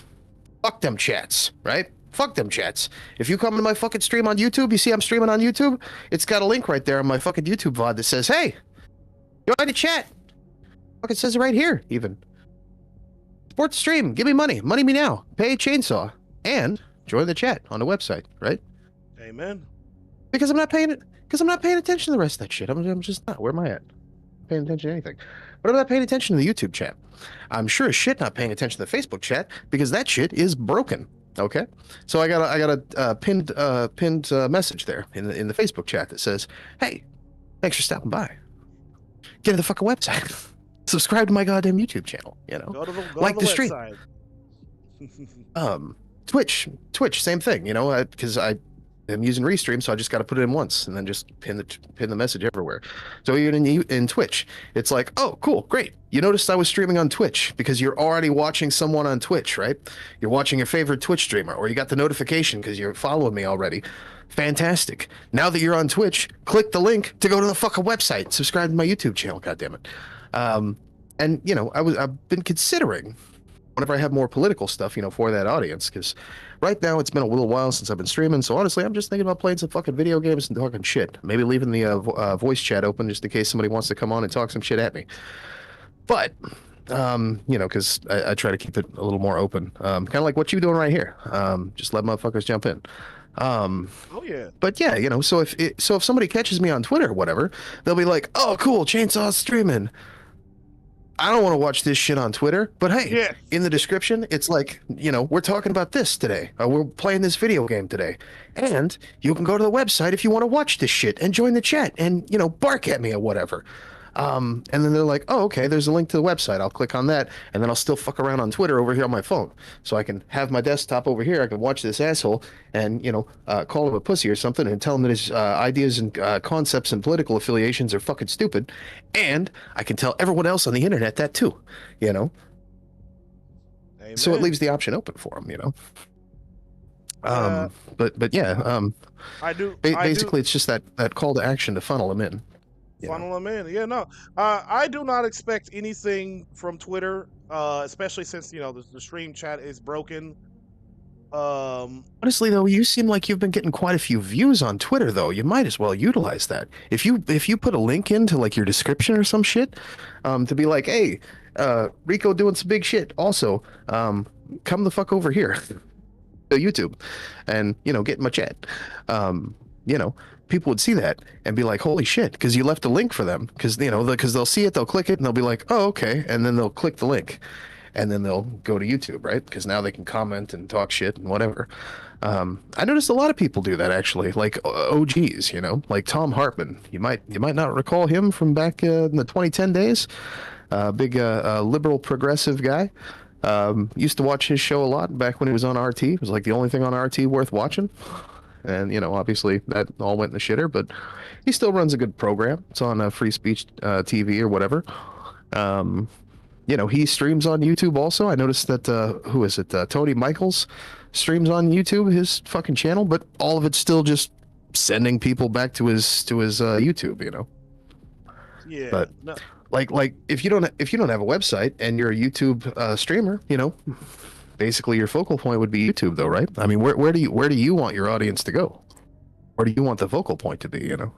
Where does Rico do his hot man rants? Everywhere. That's the thing. I kind of want everybody to go to where I want, but by going everywhere, to me that gives everybody the opportunity to go to where to where is most comfortable for them. Sorry. Because some people like YouTube, some people like Twitch, some people like fucking Instagram, TikTok, whatever the case may be. Right. Facebook, I want people to be like, hey, I see he's live on my preferred platform. And Right. bada bing, bada boom. True, but I don't know. I guess if you had it between, like, say, Twitch and YouTube, because everybody knows YouTube, everybody's using YouTube. YouTube has kind of a shit chat, but it's gotten better. Twitch, everybody knows Twitch, everybody uses Twitch. Twitch has a really good fucking chat, right? People love that chat. People love to throw frogs in that chat. It's like the funnest shit ever. Like, I don't know, people who are on Facebook, they kind of think the chat sucks. The thing that they really enjoy over there is that if, like, okay, so I fuck with Facebook only streamers, or they're branching out to Twitch, so they'll stream on Facebook and they'll have like 60, 30, 20 in their audience or whatever. The smaller streamers, of course, they're not like insane, but they're smaller streamers. They're kind of, I would say, on our level, but they're on your level. Nobody's on my level. The guy who started last week and just got fucking monetized on Twitch is on my level. I don't stream enough. This is a problem. But they're on your level, right? Smaller streamers, smaller communities. They stream when they can. They got regular jobs. They do them regular shit. They, doing things. But their preferred audience is only on Facebook. So whenever they also stream on Twitch, there's like me and the guy who showed up, and then that's it. And so if I move over to Facebook, because that's where most of their audience is, and that's where I'm going, that one guy is just like me. So the idea of having those people on one or the other, whatever, it kind of funnels it out. There's one streamer that I know, and he actually got kicked off of Twitch about a year ago. Well, maybe a little less than a year ago. But he was mostly a Twitch streamer. Now he's streaming on Kick and Twitch and like a bunch of other goofy platforms and whatever. But like, I come to his YouTube channel. I'll watch his stuff on YouTube. He also has, in his Discord server, he has he has a Discord channel that's set up to chat that way, still through Restream and whatever, so you can do that. But yeah, so it's it's kind of whatever. But he used to stream on Facebook, doesn't anymore. But I can only assume that most of his audience is still focused on the YouTube, because it's more, I guess it's more normie friendly. Whereas Kick is more, not everybody's just going to go over to Kick, some people have like a thing against Kick or whatever, and that's fine for them. I don't have a Kick account just because I don't use Kick. There's Nobody over there that I would want to watch that isn't already using YouTube or something else, as a platform. But in the case of Twitter, not giving you an option for mobile chat, and I'm, because I have 1,000 computers, I take for granted how often people only use mobile. And that is one thing that I've noticed with Facebook streamers is that I guess they take a lot of pride into catering to their mobile audience. Not only because the Facebook chat experience sucks ass on desktop, but I guess it is more user-friendly on mobile. And the vast majority of the people who are watching this shit are sitting there playing with their phones, cooking eggs or whatever. Just living their normie ass lives, watching TV or something, but also watching their friend or the coworker or, the buddy who plays fucking, Legend of Zelda or, some Kaizo Super Mario stream or whatever, Mega Man Marathon or whatever. They're watching it on their phones through mobile. And that's cool. But the idea is that they kind of funnel it into one spot, or at least they try to. And the ones who are doing it successfully are pushing their audiences to a different platform that they want to use more permanently. And the ones who are kind of struggling on the newer platforms, they're still kicking ass at wherever it is that they made their home at, At least from my perspective. I'm at a little bit of a different spot because I'm just like, go to the website. Wherever the website tells you to go, that's where we are. Because I can host it. I can host a Facebook. I can host a, YouTube. If I'm streaming on Twitch, I can have... So you can be on my website and you can watch me on Twitch on the website. That's the player, Like just a second ago, you saw how I had your video hosted. Like, it doesn't matter. Like, as long as you're on my website, you're where it's at. Whatever. But if you don't have that, you kind of do have to... I guess sort of commit to something, which in the case of like what you're doing, you have YouTube and Twitch, both great platforms, both, and if you're mostly a YouTube guy, or you're kind of known as being a YouTube guy, but now you're also streaming on Twitch to give people the awesome emotes and shit. Yeah, I mean, for something like for something like Twitter, I guess, again, you're taking advice from a guy who has 1/10 of your subs, so take it, however you want to, but I would include a link to funnel fucking people in, to your YouTube channel or to your Twitch channel even, just wherever it is that you think you want the most attention. Be like, hey, thanks for checking me out on Twitter. By the way, we're streaming the whole damn thing right here with chat at such and such, whatever the link is. And, come on in and talk some shit. Right on. That way, yeah. Because you said that you had a massive turnover too. Like a lot of people were watching you on Twitter the other day. I'm like, yeah, fuck yeah, my dude. Kill it. For days, the average was 200 viewers. Right now, it's 74. But it was the average was minimum 200 active viewers. Yeah. And I was thinking to myself, like, okay, Twitter definitely. And the thing is, I looked at it like this: it's because Twitter is not yet a better streaming platform, because, like, obviously they need to fix the fucking chat on mobile, like that. Go without saying. Sure. It's not yet. The market is not oversaturated like it is on every other platform, where with established communities and bases and whatnot. Twitter is, the way I see it, right for the picking. Before the influx of people saying, "Hey, this is a viable fucking place to fucking stream things." You know what I mean? It's I noticed Tom Harpin doing it and Tony Michaels, then I saw Tipster doing it, and then I saw you doing it, and I'm like, yep, this was a good idea like 5 weeks ago. God damn it. I wish I would have fucking pulled the trigger then. Exactly. You know what I mean? Like, it's the Twitter, is for all its flaws, and it has much to improve on, I'm sure it will. It reminds me of the Wild West days of, YouTube and Twitch and all that jazz, before the market became calcified and just, just completely. Well, yeah, because we're all on it all day. We're fucking addicted. It's not Twitter. It's fucking. It's. Well, you're on Twitch, so I can't say that word. But you know what I was gonna say? Yeah. It's like crack plus Twitter. Absolutely. Without question, we're all addicted to Twitter, and we're on that thing. So in that case though, like you said, it's not ready. It's prime, but it's not ready. So use that bitch as an advertising platform to suck fuckers in. You know, it's basically just a way to let people know, hey, I'm streaming on YouTube. Don't believe me? Check it out on Twitter, bro. By the way, you can watch this shit and that's the way I see it. It's like all of these other platforms that I'm not paying any shit attention to the chat. That not me not paying attention to the chat is incentive for you to get your ass over here, or talk shit behind my back, which is also fun. But either way, it's incentive to let people know, hey, by the way, Chainsaw's streaming on his website. Website's linked right here. It's just an ad, basically. Yeah, I mean, you could watch it if you wanted to, I guess, but it's just an ad to let people know that, hey, I'm doing this thing and this is what we're doing. Come check it out. Same thing. So, like, I'll. Oh, go ahead. Go ahead. No, go ahead.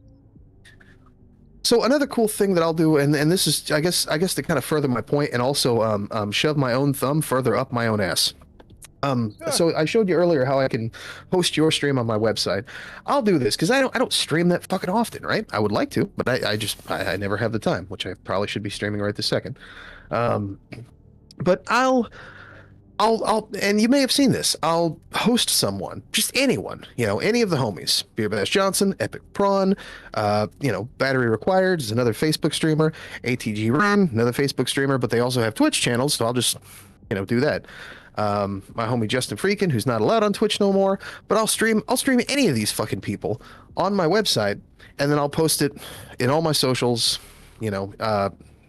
everywhere. I'll be like, hey, by the way, tonight we're watching, such and such streamer, because this is where I'm going to be in their chats, so if you want to interact or whatever, and I can promote other streamers that I'm friends with or whatever, host them on my website, send people to my website, and be like, please, for the love of God, subscribe to my YouTube channel and watch Epic Prawn so I can benefit from their labor, right? How lefty of me. But also I can still support the homies and bring my audience to them, hopefully, and, help them to continue and grow and da-da-da-da. Mutual benefit there. Because I'm bringing them attention to maybe people who didn't know who they were or weren't aware of them, while at the same time begging people for money and to come and subscribe to my stuff while I'm just sitting there shit posting in their chat talking about whatever the fuck it is that comes to my mind, but it's mutual benefit there. But the cool thing is I still have that option to still promote other people that way. And so that's the way I'm looking at it. Like, if whenever I'm streaming, I'm using all of these platforms to suck people into just YouTube and just my website, and just, don't subscribe on my Twitch channel, give me money on my website. Yeah. Well, at the same time, I can use that platform because, having a streaming website, I'm sure lots of people have it. Not a lot of people are using it the way that I am, to host other people, right? Like, literally no one. I'm pretty sure Destiny is the only streamer I can think of who uses his website to just randomly show you something else completely different. Well, and I think the Overrussell, but nobody uses that website anymore anyway. But like, I'm pretty sure Destiny is the only person who has a streaming website who will just he'll be fucking taking a nap, and just like, you log into his website and he's showing you some other shit. I'm like, this is actually a really fucking smart idea, because now you're sharing an audience with someone. You're interacting with their audience. Their audience is going to be more aware of you, and it just makes too much sense to me. It's way too much like right. Yeah, kind of goes back into the whole thing of utilizing that as like ad for your stream, right? Reaching out to people, like even you, when I first became aware of you, it was because you were talking to everyone. Doing interviews and speaking with literally everyone that you could in this space. I asked you, just to be clear, I intend to do that again, to still do that. Just not. I wanted to get all of this shit sorted out first.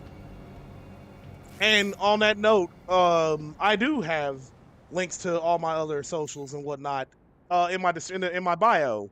So it's like, say you click on my stream, you see me streaming, and then you wanna chat with me, but you realize you can't chat there. Click on my bio, bada bing, bada boom. Link to YouTube, link to fucking Twitch, link to all of it, just right there in my bio. Make your way in. because I saw because on Twitter you can't put, there's no description to put in the stream. Again, Right. Twitter has a ways to go, but I think I'm betting they'll get there. Oh, for sure. I mean, this is just a minor bump in the road. Just the fact that they can even host this stuff is already steps ahead from where I kind of expected it to be. Because apparently at one time you actually could also do this. People were already streaming on Twitter, I guess, but with a third party. But then after Elon took it over, they cut that shit. So they're, I guess, doing it all in-house now. So yeah, once they figure out the chat thing, that's, it should be a little bit easier. The problem is, though, a lot of other people are going to be using this.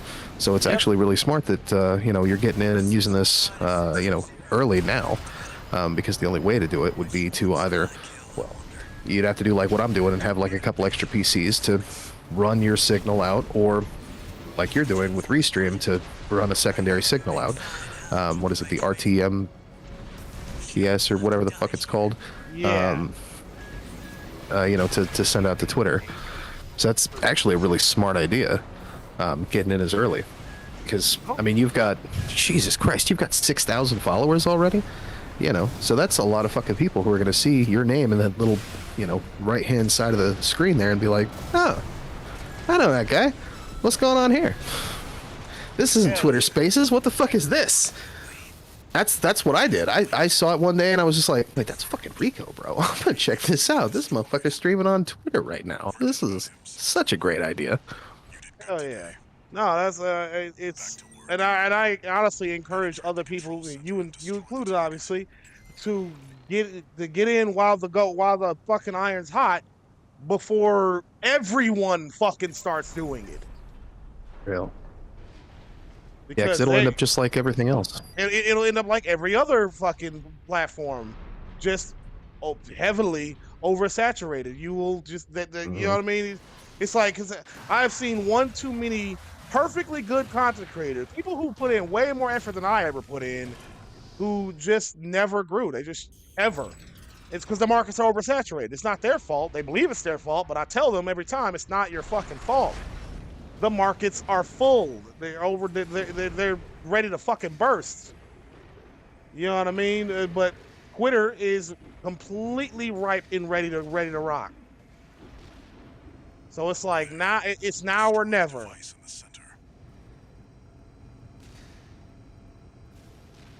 Ooh. No, that's real. I'm gonna go ahead and send this out. I did it! I destroyed the device.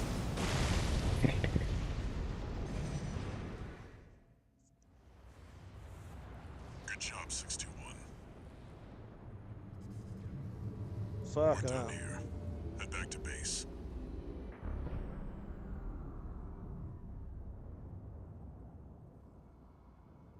Wait, no.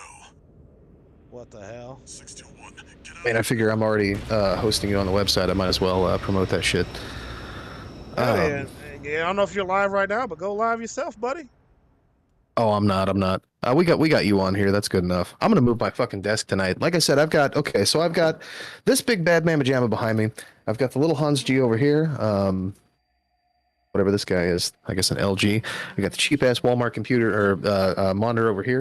I got another cheap ass Walmart monitor over there, and then in the back, I've got a Samsung TV, and then I got the laptop over here. So I figure once I get all of this moved over there, I'm gonna have 1, 2, 3, 4, 5, 6, 7 fucking screens running on three devices. So that should be good as far as being able to game. And so like earlier, you're like, oh man, you're fucking choppy and robot like. That shit, it will be no longer an issue because I'll be gaming on. Well, I'll be gaming on this guy, and I've got a separate tower that I haven't had hooked up in a while. I pull that thing out, redo the OS real quick, because I got Windows 10 on it. It's a decent computer, but I could use that as the streaming PC. Use this for gaming and whatever. Run my sound through that thing. With Discord and all that stuff. And yeah, actually just use the one device to send the signal out, and should be good. And I can use the laptop just as, whatever, fucking around, have chat on screen or whatever, literally nothing. I use it whenever I'm at work just to fuck around on social media or whatever. Play fucking Factorio whenever I'm, my off time. But I figured, get all this stuff set up over there. It's going to be a lot of moving, I got like 1, 2, 3, 4 desks, and a bunch of shit, But yeah, I'll probably do that the rest of my evening and then probably stream tomorrow. But yeah, hey, well, I'll say on to you, my offer I made we don't have to do a talk show episode. I mean, we want to game or just do what we're doing right now. Like, I'm gaming, and we've been talking. If you ever want to just, do this, chill and shit, I'm down. Oh yeah, for sure. Well, you hit me up. When was that ago? That was a few months ago about coming on and and just kind of, I guess for the most part, the folks that you've been speaking with have just been kind of telling their story, right? Like the who am I and what do I do? Who is your daddy and what does he do type of story, right? Yep. No, I find everyone's stories particularly interesting. I like to hear about people, from people, to learn, to hear, because it's a big world, and there's a lot of parallels and similarities, but ultimately our stories are very different from one another, and I just wanted to share that shit. So, go ahead. I'll say, but now I can play video games while I do it. All right. Yeah, because before you were just using what? Wasn't Restream? It was the other one. StreamYard. Oh, StreamYard. Yeah. I think I started with StreamYard also. Oh man, that I don't know. It's okay. I didn't dig it though. Once I discovered OBS, it was like all over for me. Yeah, I think for the most part, OBS is so much better. Yeah. I think for the most part, I tried to recreate a lot of the stuff that I'd seen people do in StreamYard, but with OBS, because I'm like, you want me to pay how much a month? Fuck you, bro. I am so out. I think even then it was only like $14 a month or something. I'm like, nah, this is free over here. Yeah, and now it's $20 a month. Minimum. See, yeah. I mean, Restream is $20 a month also, but they give you benefits. Sort of. At least being able to send a signal out. Yeah. Here you go. Last one. Oh, okay. No problem. All right. No. Yeah, no. Restream. The thing is, I like Restream's interface a lot better than StreamYard's. And you get more bang for your buck with StreamYard with Restream as opposed to StreamYard at the lowest tier of paying for it. See, I don't even see it or use it. Like I use Restream to set up the stream, like to set up titles and shit like that, and to configure what platforms I'm gonna go live on. But yeah, after that, I don't even pay any attention to it. Well, because I have so much shit going on anyway. Just between OBS and then I have a separate chat, so. That's why I needed to use something like Restream, because I need it all in one place. Mm-hmm. I need to see all the chat, everyone's chat, different chats, coming to me in one place. Yeah, now you're using the Restream desktop app, or are you just using the website? Desktop or the website. Okay. Because I downloaded the app, but it seemed like it was pretty, like between that and Discord, it seemed like it was like resource heavy. That's another reason I'm looking to kind of split these things up between multiple computers, is because like OBS with all the shit that I have on it, which I should probably cut back on, because I just have notifications. Somebody follows me on Facebook. Someone follows me on Twitch. Someone subscribes to my YouTube channel. Someone subscribes on fucking. Well, I guess it's the same function, right? If someone subscribes on Twitch, but then if someone subscribes on my website, that's a different one. And then chats on screen. That's like kind of a lot, and it seems like it's resource heavy because I'm using like the Discord in order to use the notifications that I do on OBS, I'm using the Discord desktop app, which is also pretty fucking resource heavy. So splitting that up amongst multiple devices, I think would be probably a good idea for me. Probably, yeah. No, that seems like the best idea. I mean, I'm only using a laptop. That's all I got. Yeah. I don't have the space for more. I would love to have more, but I just ain't got the room for it. I don't even have a room at all. I'm in my living room Nice. with a broken wooden desk. I mean, those are the only kind, right? I think I have one desk. The rest of it's like these fucking picnic tables or whatever. What are those little tables? Like $20, $30 tables you can buy at Walmart or whatever. That's what I got all my shit on, and it's already too much. Hey. And then this bad mamma jamma behind me, I picked up from dumpster diving. Hell they were yeah. doing they're redoing a department store, so I got some office shit. It's a little dented, but it holds up pretty good. Hell yeah. Ugh. I'm making hot dogs. I'm actually quite hungry. Hot dogs and coffee. Weird combo, I know. I hear you, buddy. I hear you. I got enough caffeine to last me until next year. Jesus Christ. Oh, don't even get me started on that, dog. So what brought you into the I guess we can do part of this now. So what brought you into this this space as far as streaming and what? Were you creating like smaller content first on YouTube, or did you just jump into streaming? Back in high school, I created smaller content about an old MMORPG I used to play. Then stopped doing that for years.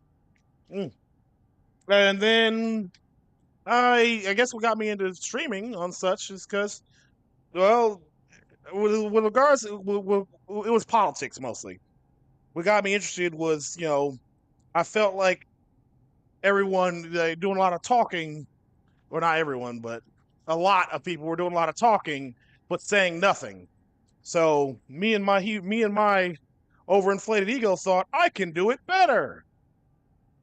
And so here I am. But I also love video games, so I just kind of combined the two. Now, mind you, I want to be clear about something. I am well aware that I have been half-assing this shit pretty much the entire time. I have not put it in the 3 years I've been a little over 3 years I've been doing this.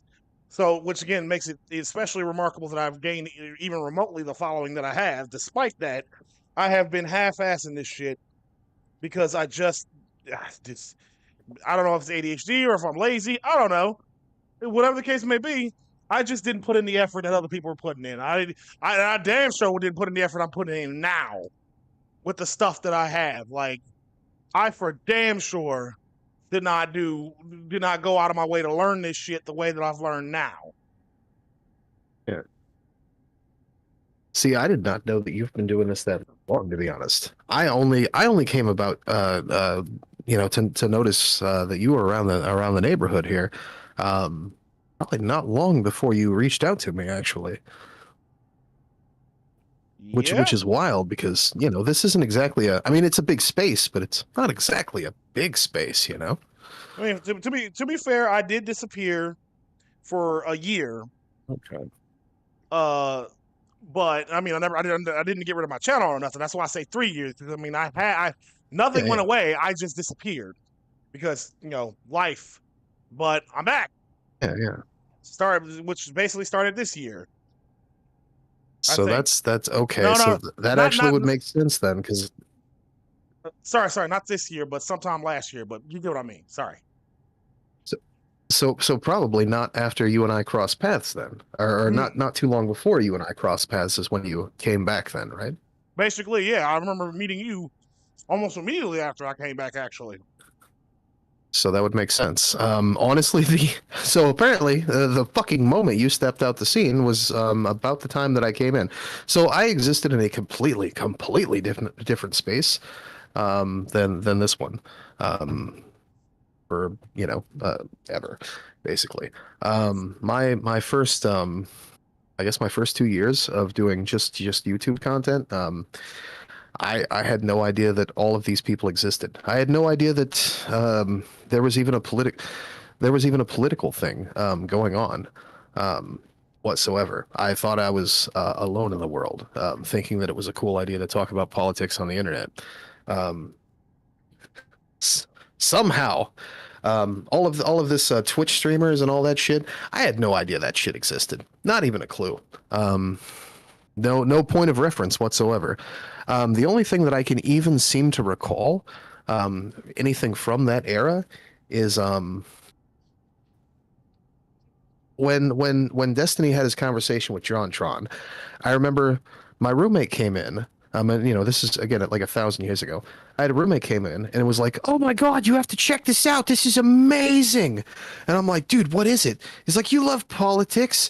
You're gonna love this." I'm like, "Great. What is it?" And he showed it to me, and I'm like, "What the fuck is that? Well, why are you so excited about this? This is fucking silly. Who are these people?" And he's like, "Dude, you have no idea. This is a game changer, man. This has never happened before." I'm like, what the fuck are you "Well, talking what about? is it?"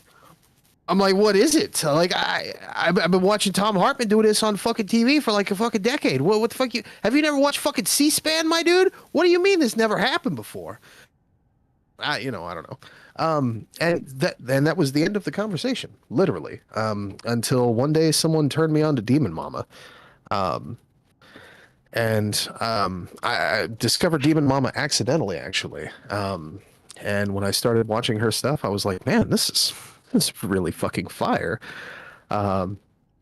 This lady's inside my brains. This lady's inside my brains telling me what the fuck to think about things. Like 3 years ago, 6 years ago, and I just discovered her last Tuesday, and she's only been doing this for a couple of years. How the fuck? And it was like it was like wild to me to see someone saying the shit that I had been considering and think, but could not articulate in such a way. And I was blown away. The first time I'd seen any of her content, and I continued watching and then I finally got a chance to catch her stream, and it just so happened to be one night she was well, she was talking about some of the more toxic elements of leftist spaces. And liberal spaces, actually, not to just shit on leftists, but she was talking about just some of the overlaps of the weird toxicity that you might find in leftist and liberal spaces, of people who are, how would you say, let's not use buzzwords here, purity testers, right? That's a good one. That's a good word for it. That's the so even Bo of the Fifth Column made a video about this a long time ago, which everybody knows, who that guy is, so whatever. But he made reference to the spear. He's like, if you're on the cutting edge of the spear, you don't want to forego the shaft. And I'm like, yeah, because you're giving everybody the shaft who might decide that, hey, this social situation, or this social political position that I didn't give a fuck about yesterday, I just decided this morning is really fucking important to me, and I kind of want to pay attention to this. You don't want to just like shove their face in in a bag of dicks and send them down the road wondering what the fuck just happened. You want to coax them, bring them in, let people know, inform them, educate them, whatever, because they've just now realized that these kind of positions, these kind of causes matter to the people that they or that they care about, right? And so, don't be a fucking shitbag about it. And that was basically the talk that Demon Mom was having, literally the first time I ever saw her stream. And I was like, and I've never been able to articulate this in such a way. Yeah, she been about it for a long time. Right. Well, and it basically from them, that was my jumping off point to discover all the rest of these people in this space, and that all of lefty Twitter or whatever. Because before that, my social circle on Twitter was just, I mean, literally, you can actually scroll back through my follows and find, after the legions of sex bots, Sure. once you stop recognizing people's names that like probably you would know, after that you're going to find local politicians and local journalists across the Midwest, and that is it. Podcast people across the Midwest. That is all. That's who my social circle on social media was, which is people who are running for office and doing it. Like you know how people are now like in the streamer space. They're like, well, maybe we should get involved in local politics. Maybe we should pay more attention to local races. Maybe we should help push our audiences toward local campaigns. That's where I fucking started, and it blew my mind to find out that people have been in this space for a literal decade, or half of that, or whatever, and had just recently considered that perhaps it's a good idea to run our several thousands of people toward local elections. I'm like, bro, I started streaming because that's all I started. That's all I was doing. Like, I was out there canvassing with local candidates that's all I knew to do. I mean, I started. That was a traditional way of going about it. That's how I started too. Right. And I'm like, hey, they kicked me out the radio station, so I can't do that no more. I guess maybe I should start streaming because it's like kind of the same thing, and they're saying the radio's dead anyway. Everybody who used to be in radio streams now. So maybe that's what I should do, as they remove me from the property. But I'm like, well, this just seems like the normal turn of things, and so yeah, it's wild to me to see when people talk about, oh, we're just here to. I see lefties who post all day about stopping Cop City and things, and they're like, oh, we're just here to shitpost. I'm like, well, then your opinions don't fucking matter, then, do they? Exactly. And I've made a post about this a long time ago. I said, I do not pretend that my involvement in politics was especially fucking, vast. Like, I don't have the credentials of a great many of people I've met, but I always tell people like this: there is something you can do. There's always something you can do. So if you really want to get involved, if you really want to help, every little bit, and I mean it, every little bit, every person, everybody they can have helping out is something, no matter how small. So go fucking do it. Don't just post all day. Right. Or post all day in a way that is otherwise beneficial. I mean, kind of like you say, I'm not going to sit here and jerk myself off and act like I'm as influential as Jess Piper when it comes to electoral races or promoting candidates or her work with her nonprofit there that goes to fund local candidates here. But if I can point people in her direction, if I can point people in the direction of supporting people like John Keeney, Randy McCallion, Bernadette Holzer, Tara Honora, Jamie Howard, who fucking still has not fucking followed me on Twitter. Sure. Follows me on Threads, but won't follow me on Twitter. Friends with me on Facebook, but won't follow me on Twitter. You'll get them one day. Don't worry. I realize that, obviously those people are significantly more important than what it is that I'm doing here, just shit posting or whatever. But if I can point people in their direction, point people to give them attention, point people to give their campaigns money, this is a good thing. This is a net gain. Right. Yep. I used to use my streams to fundraise for the Habitat for Humanity.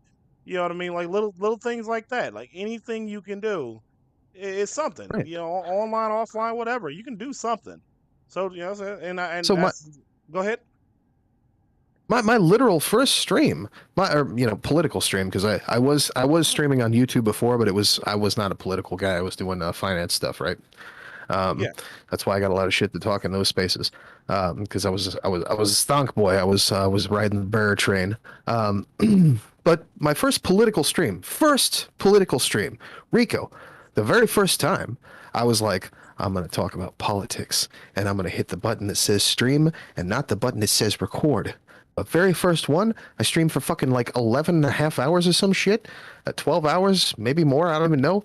I ended up talking to, I think one person canceled, and that's because his kid was sick. It was Representative Peter Meredith. But I spoke with 10 state reps. Or no, not state reps. 10 people running for office, state rep and state senate. some of which were already holding positions. One of which was the chair of the Missouri Progressive Democratic Caucus, who is now this year running for No, I'm good. his own House district there also. But that was my very first political stream, was interviewing all of these candidates in 2022 and fundraising for all of these candidates in 2022. That was the very first thing I did on streaming politics, outside of just making like news segments and whatever and uploading them onto YouTube. But like streaming on YouTube, that was the very first thing I ever did. Was speaking with candidates during an election year. So it blows my mind when people are like, "Oh yeah, we're just here to shitpost lefty things." I'm like, "All right, that's cool. Do it, But like, why try to stand on everyone's dick that's actually trying to do a thing? Like, it's wild to me." Anyway, that's my rant, buddy. No, I'm digging. And by the way, that's actually pretty impressive that you stream for 11 plus hours. That's holy shit. And two, I thought everybody did that, honestly.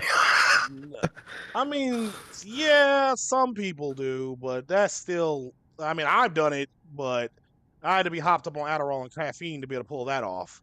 Oh shit. You know what I mean? Well, good news is I'm always on caffeine.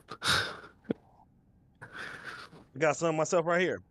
But yeah, no, that's actually impressive shit that you did all that, and that is something worth noting. But then now I gotta ask, because we've talked about this briefly. But if you're not comfortable sharing, by all means, don't. But I wanted to ask, why did you stop for something? I know why I stopped, and I will gladly share it. But why did you stop? So I guess I never really did technically stop. Slowed down greatly. So after the elections, we actually had the after party. So I actually remember this exactly because it was like such a rush from then until the elections. The night of the elections, we did an after party, and it was hosted by one of our local candidates. She was just basically hosting a VC, I think on Zoom or whatever. And I'm like, hey, do you mind if I stream this? And kind of see who watches, right? And so it was like me and like 4 or 5 candidates and one of their volunteers, one of their campaign managers, and I think a couple of other people who were just involved in some of the local races there. And we streamed for, I don't know, like maybe 3 or 4 hours, watching the local races and kind of seeing what was going on. And then I switched from YouTube to Twitch. And I don't know, something in my brain clicked when I switched from YouTube to Twitch. I couldn't tell you. It was like I had an epiphany or something. And, the people who were still there, we ended up just, kind of kicking it and cracking jokes and whatever.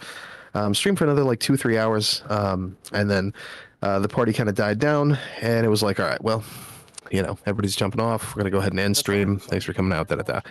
And I closed stream, and then I got on Twitch, and I was like, hey, I wonder what Mike Figueredo from the Humanist Report's doing right now, right? And apparently he was doing the exact same thing, but it was the, I guess the pre or proto pilot episode of the Leftist Mafia before that had ever gotten an inception. And I remember this very, very well. It was when I got there, in the chat, it was him and oh fuck, I can't think of the guy's name. David Dole was there. It's the guy from Majority Report with the crazy hair. His dad follows me on Twitter. Oh shit. Matt Brunig? I'm so embarrassed. Matt Brunig? No, not Matt Brunig. He's dead now, rather. That one, right? No. I think his name is Matt something. God. Matt Sheffield? No, but this is really going to bother me now. Yeah, that's not right. Now I'm bothered. Now it's bothering me too. Fuck. I got the Matt Bender. Okay, Matt so it was Bender. Matt Bender. I could see him. I could see his hair, and Yeah, that wild he beard. does have crazy hair and a Um, wild beard. Yeah. and so Lance was there, Mike was there, Bender, that's what they call him. Bender was there, and Vosh was there, and Vosh was drunk, and I'd never seen Vosh before. That was literally the first experience I'd ever had seeing Vosh. I'd heard of him, but that was it. And that was the first time I'd ever seen him, and he was on for like 10, 15 minutes, and I don't even think I saw him. I think he was just giggling. And Mike kept cracking jokes, and they said that he was drunk, and then he disappeared, and I'm like, oh, okay, whatever. Um, and I think the Pyramid Head lady was there too, whatever her name was. Um, and I think that was like literally it. But they were doing that, I guess, well into after we finished ours, and so I caught a few hours of that, and then ended up checking out. And I don't know, like I say, at that moment, it was just like something in my head snapped when I switched over from the YouTube to Twitch. Hey, what are you doing? You find my coffee? I know. You want to come up here? But something happened in my brain whenever I switched over from YouTube to Twitch, and I don't know. I was like, well, maybe this is the place to be. We'll give this a shot. I've seen Mike stream a few times. I think he was only streaming on Wednesdays at that time, and then just producing other content throughout the week. And I'm like, this seems interesting. I might as well give this a chance. And so I started streaming. I started following people like Justin Freakin. I'd already been watching his stuff for maybe a month at that time. Met a couple other people. Beer Bash Johnson.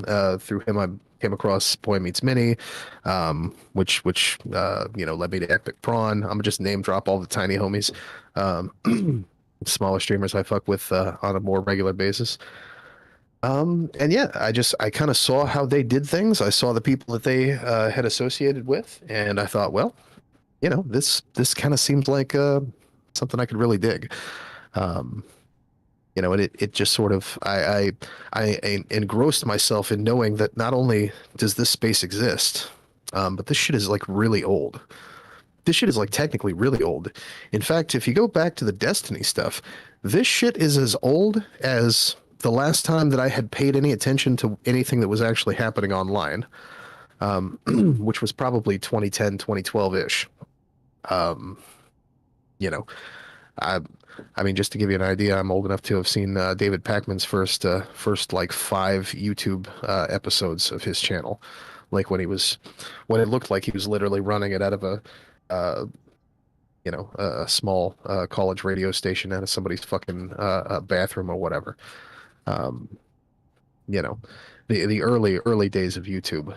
And I guess a lot of this stuff kind of has just evolved since then. And I had no idea that this space existed, had no idea these people existed, had no idea that all of these people knew each other, and somehow completely were outside of my realm and my grasp. So I had a lot of lore to jump into and to find out more about.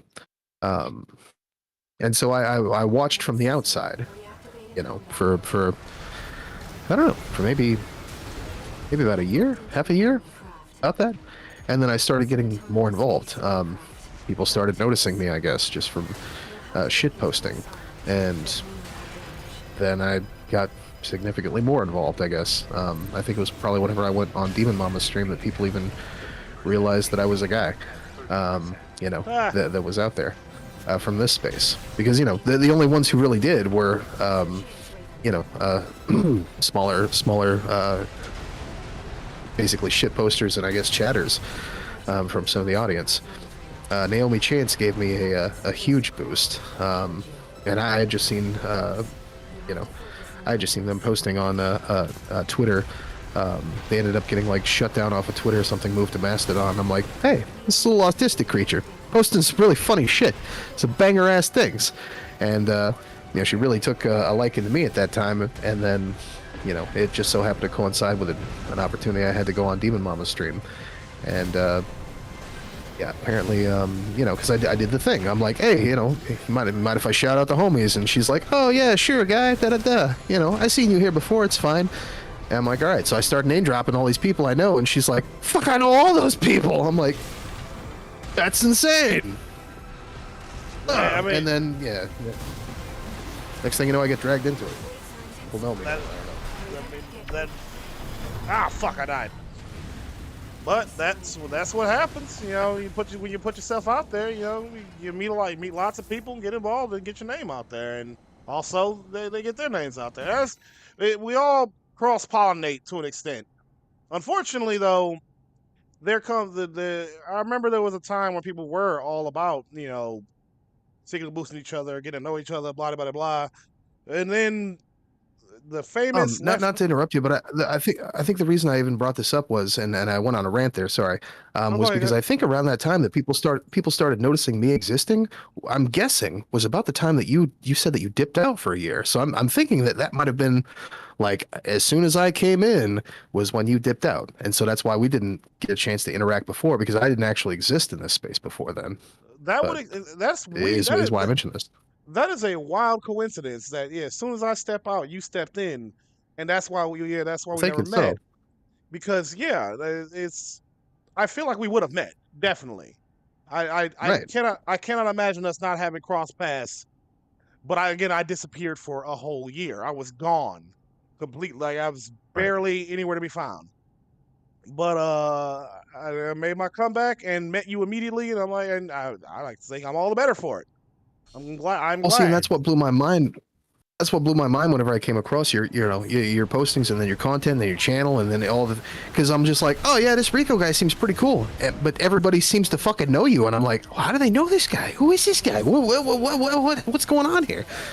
So I missed all of that lore then, about you. And I guess that makes sense mathematically, because around that same time I mentioned, it sounds like that was about the time that you dipped out then.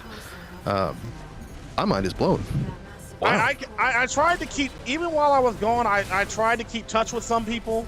That's why I didn't entirely disappear from people's minds, because I did try to at least stay, you know, on good terms with people. But since I've been back, I have pissed off some folks. And I mean, that's okay. I mean, the thing is, I'm fine with that. It's just a lot's changed since back then. Well, people have changed, and I don't know if it's for the better or worse, but people have changed. I mean, I changed too. I think that's what it is. Maybe everyone stayed the same, but I changed because a lot happened to me since I've been gone.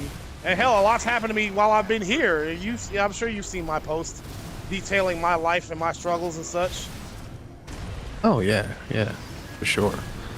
I mean, what I had gathered from you being back was that you know, and that's what blew my mind about you. You know, immediately jumping into like doing interviews with people, because like I say, I had just come across your content and then your channel, and then you're like, hey, I want to talk to this person, and they're like, hell yeah. I'm just like, damn, dude is on fire. Oh yeah, holy shit. Because I love talking to people.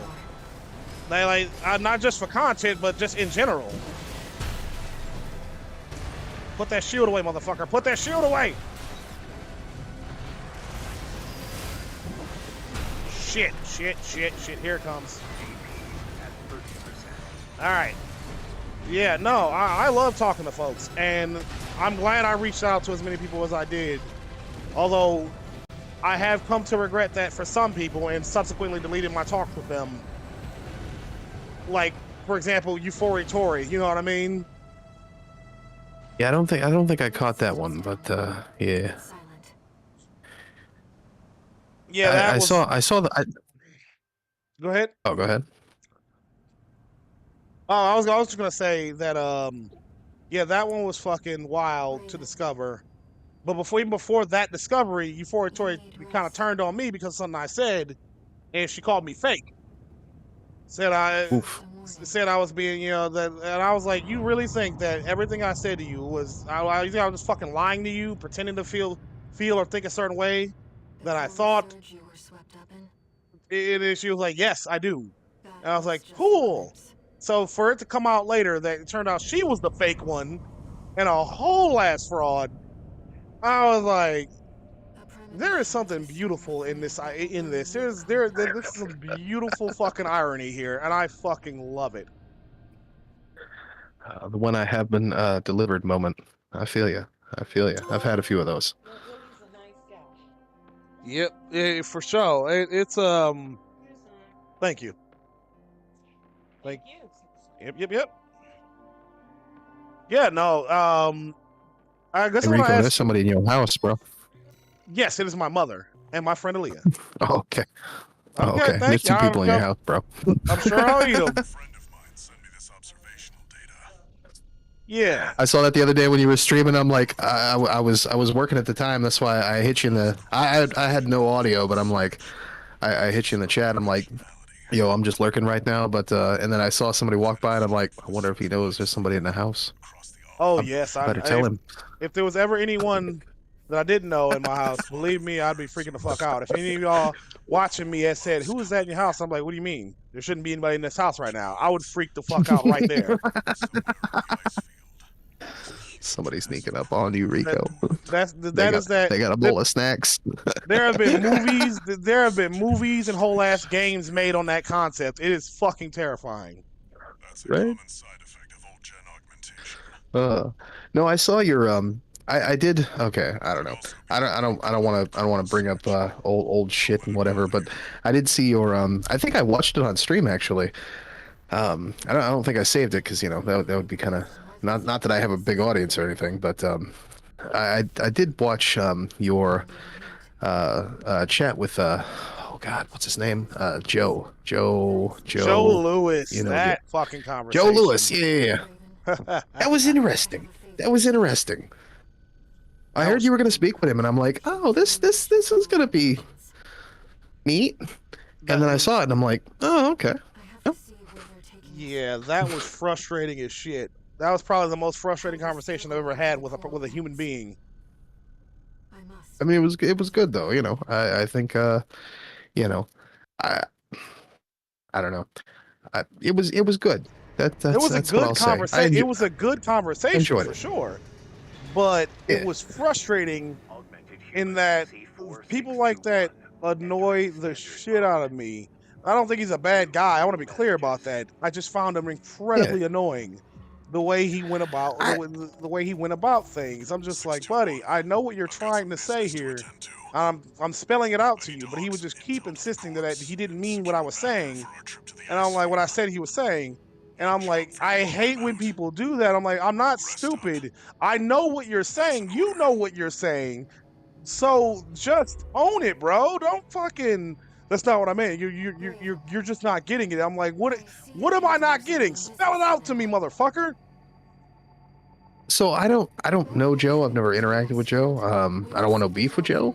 But he kind of has some controversial things that he's said in the past that I have noticed in my lore diving. And honestly, like I while I disagree with a lot of that stuff strongly, I think the more I see him talk a little bit more about like why he feels that way, and a lot. And I don't know. I'm armchair. I'm doing the armchair therapist thing here, so I'm going to apologize for that ahead of time. But I feel like this is just vibes talking, But I feel like the more I hear him talk about it, and the more I hear him talk about himself, I can almost, again, armchair therapist, but I can almost see why a person might feel the way that he does about things. And I'm not going to say that it's entirely healthy. If that is the case. In fact, it seems like it's completely not healthy if that is the case. But I could see why he would come to those conclusions. Not that they're good in any way, shape, or form, or that I agree with them, because I definitely fucking don't. I'm literally the product of that. But I can see why, I think. And I feel like maybe that's something that... I don't know. I feel like that maybe that's. I feel like maybe if he explored that in himself a little bit more, he might not have those kinds of weird ass opinions about people. Yeah, no, I understand where he's coming from. I was telling him like, buddy, it's just one, you're wrong, and two, it's just not right at all. Like not on a factual basis. It's just morally, Right. ethically, everything about that is just kind of wrong what you're saying. And again, I am pretty confident he's a good guy, but he's Yeah. definitely Yeah. he's how I would describe is so far up his own ass that he can't fucking like all he's seeing is his own shit. You know what I mean? He's the second he pulled his head out, talk to me, he didn't realize he wasn't surrounded by his own shit anymore. I'm like, bro, Right. I'm not huffing your farts here, dog. I'm not like I know what you mean. I'm not stupid. I don't even, and before when I talked to him, I didn't even know about his past controversies. Just to be clear, I went into that completely blind. I didn't And realize it was him whenever I first heard about him. I just remember hearing about them and hearing about the shit that he said, and I'm just like, what the fuck? But then I didn't know it was him until I found out probably like maybe a month before you talked to him, and I'm just like, oh, that guy? Oh God, fuck. All right. yeah, You know, I'm and I open tried to to talking to. go with it at an open mind. I know I did, and I came out fucking 10 cigarettes deep, 2 cups of coffee, and frustrated as shit, thinking to myself, oh my god, he's one of those guys. Like the very type that is just like, okay, buddy, yeah, okay, cool. You know I feel what? like I feel like you. What's up? Sorry, go ahead. No, what were You you say saying? he's one of those guys. I feel like he's significantly more like, I'm not going to disagree with you, but I feel like compared to as you say, those guys that I've come across or that I've seen, he seems much more reachable. Oh, he's definitely much Because more reachable. it seems like he's coming to his bullshit from a place of empathy. Of empathy. He I clearly. guess. I will not. He definitely cares. He ain't no grifter. He ain't Yeah. shallow. He Yeah. ain't no fucking. Yes. Hey, Joe, if you watch it, I really want to stress this. I do not think you're a bad dude by any stretch of the imagination. I just think you're annoying as fuck. Like that. Like, don't insult my intelligence here. I am telling you what your words mean in the context that we're talking about. And no amount of trying to, use big words or whatever phrases and catchphrases you come up with will change that. Your words have meanings, and you may feel they mean something else. That does not make you right. Your words have meaning. I spelled out that meaning And over and over and over again. And he just wasn't having it. Not to pull the race card or anything, but I just keep thinking of all, I don't know anybody who would be qualified enough to have the conversation, but I just keep thinking of all the black and Japanese people that I know, who would look at a lot of that stuff and be like, but bruh, yeah, why you mad at my grandma, bro? I love my grandma. What the fuck? exactly. Yeah.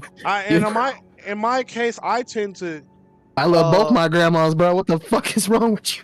Yeah, And I'm not talking shit. I'm not talking shit myself. I don't know him. I never talked to him. We've never had an interaction. I just seen things. I'm the lore guy. I collect the stuff. It goes in my brain. I'm different than the other lore guys because they love to make commentary videos and shit. And that's all fine for them. Not talking shit about those fucking weirdos too.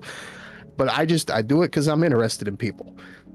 So I collect it. It goes in. It stays in. And maybe one day you say something fucking really stupid, and I might be the one that tells you, hey, that's crazy, bro. Why would you say that? My God. Why? I don't know why, and I know No why. way.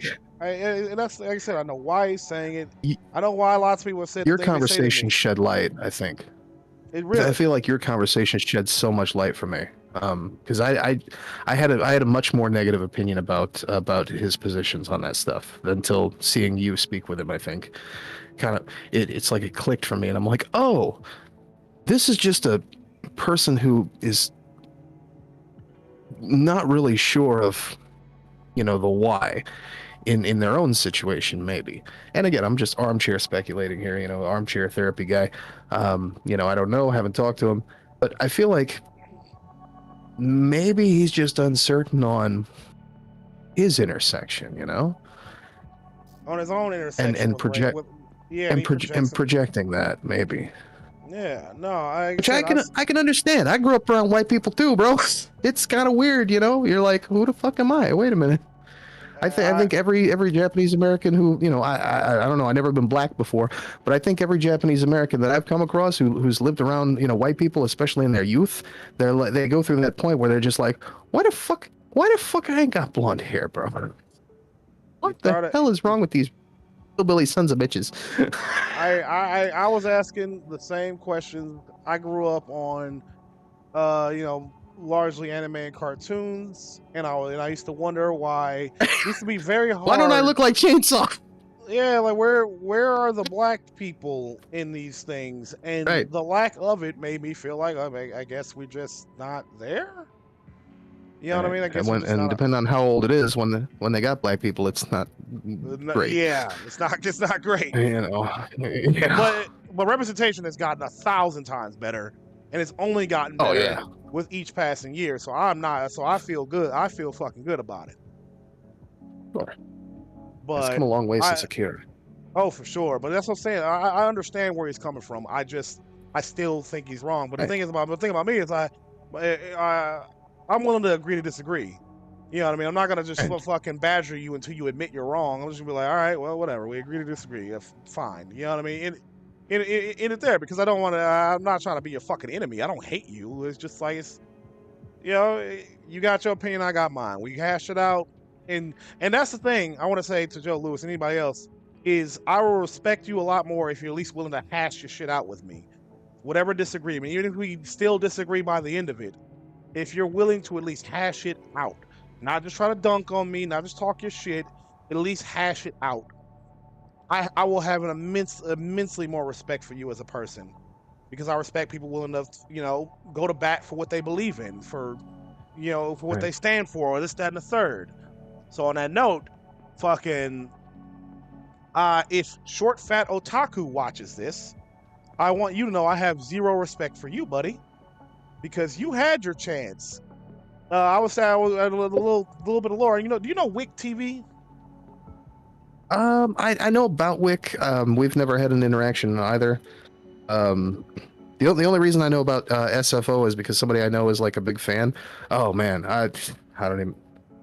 Oh Lord. I don't even really want it. I didn't really want it. Okay. Yeah, I don't know what it means. I don't know if I'm supposed to take this as an insult or what.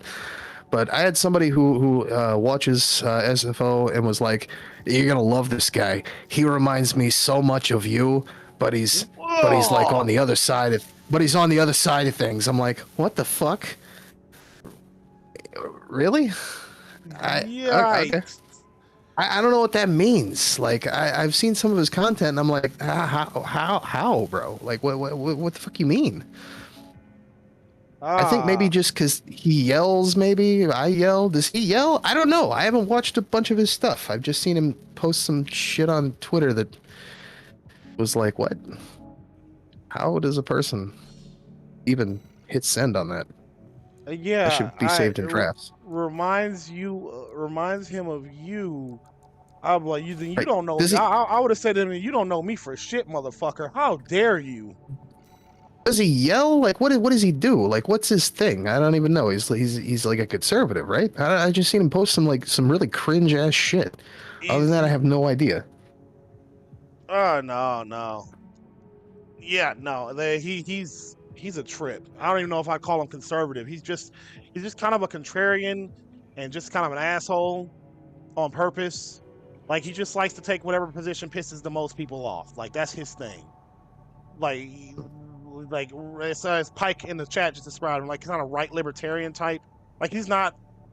He's not like a traditional, like a tradcon type deal, but he just definitely hates everyone to the left of him, and so he gets off on just pissing off everyone to the left of him. Like that's his whole fucking thing. Funny thing is though, he is definitely not racist. He's not. In fact, he is defended to the dismay of his audience. which he still hasn't reckoned with. He has pissed off a lot of people defending black people and whatnot, and pushing back against, racist talking points and whatnot. Fucking, he's not racist. He's just a W. chud. What? Huh. Yeah, he's a fun one. He's not racist. He's just a bit of a chud. You know what I mean? And that's fine. I just respect him more because we've been butting heads for years. I was like, I respect him more. I'm like, bro, if you just fucking talk to me, I am willing to talk. I'm willing to admit I'm wrong. But tweeting back and forth at each other is just not the way to go about it. I'm like, I've seen you on multiple shows. I've seen you talk to plenty of people, but for some fucking reason, he won't talk to me. Wick tried to organize a talk between the two of us, and he said no. I'm like, you'll talk to all these other motherfuckers, but you won't talk to me? You'll butt heads with me. Go ahead. Didn't he also talk to I think that was how because I'd heard about him, and then I saw him speak with Karl Marx, I think. Carl, yeah, he did. Soon after that. He did. He talked to them. He's talked to several other people, and he'll butt heads with me back and forth on Twitter, but he won't talk to me outside of Twitter for some reason, and that is really weird to me. So I don't respect him, but at the same time, I find it just really perplexing, personally. Maybe he's shy. Bullshit. He ain't shy. That motherfucker is very fucking out there. Speaking of which, hold on a second.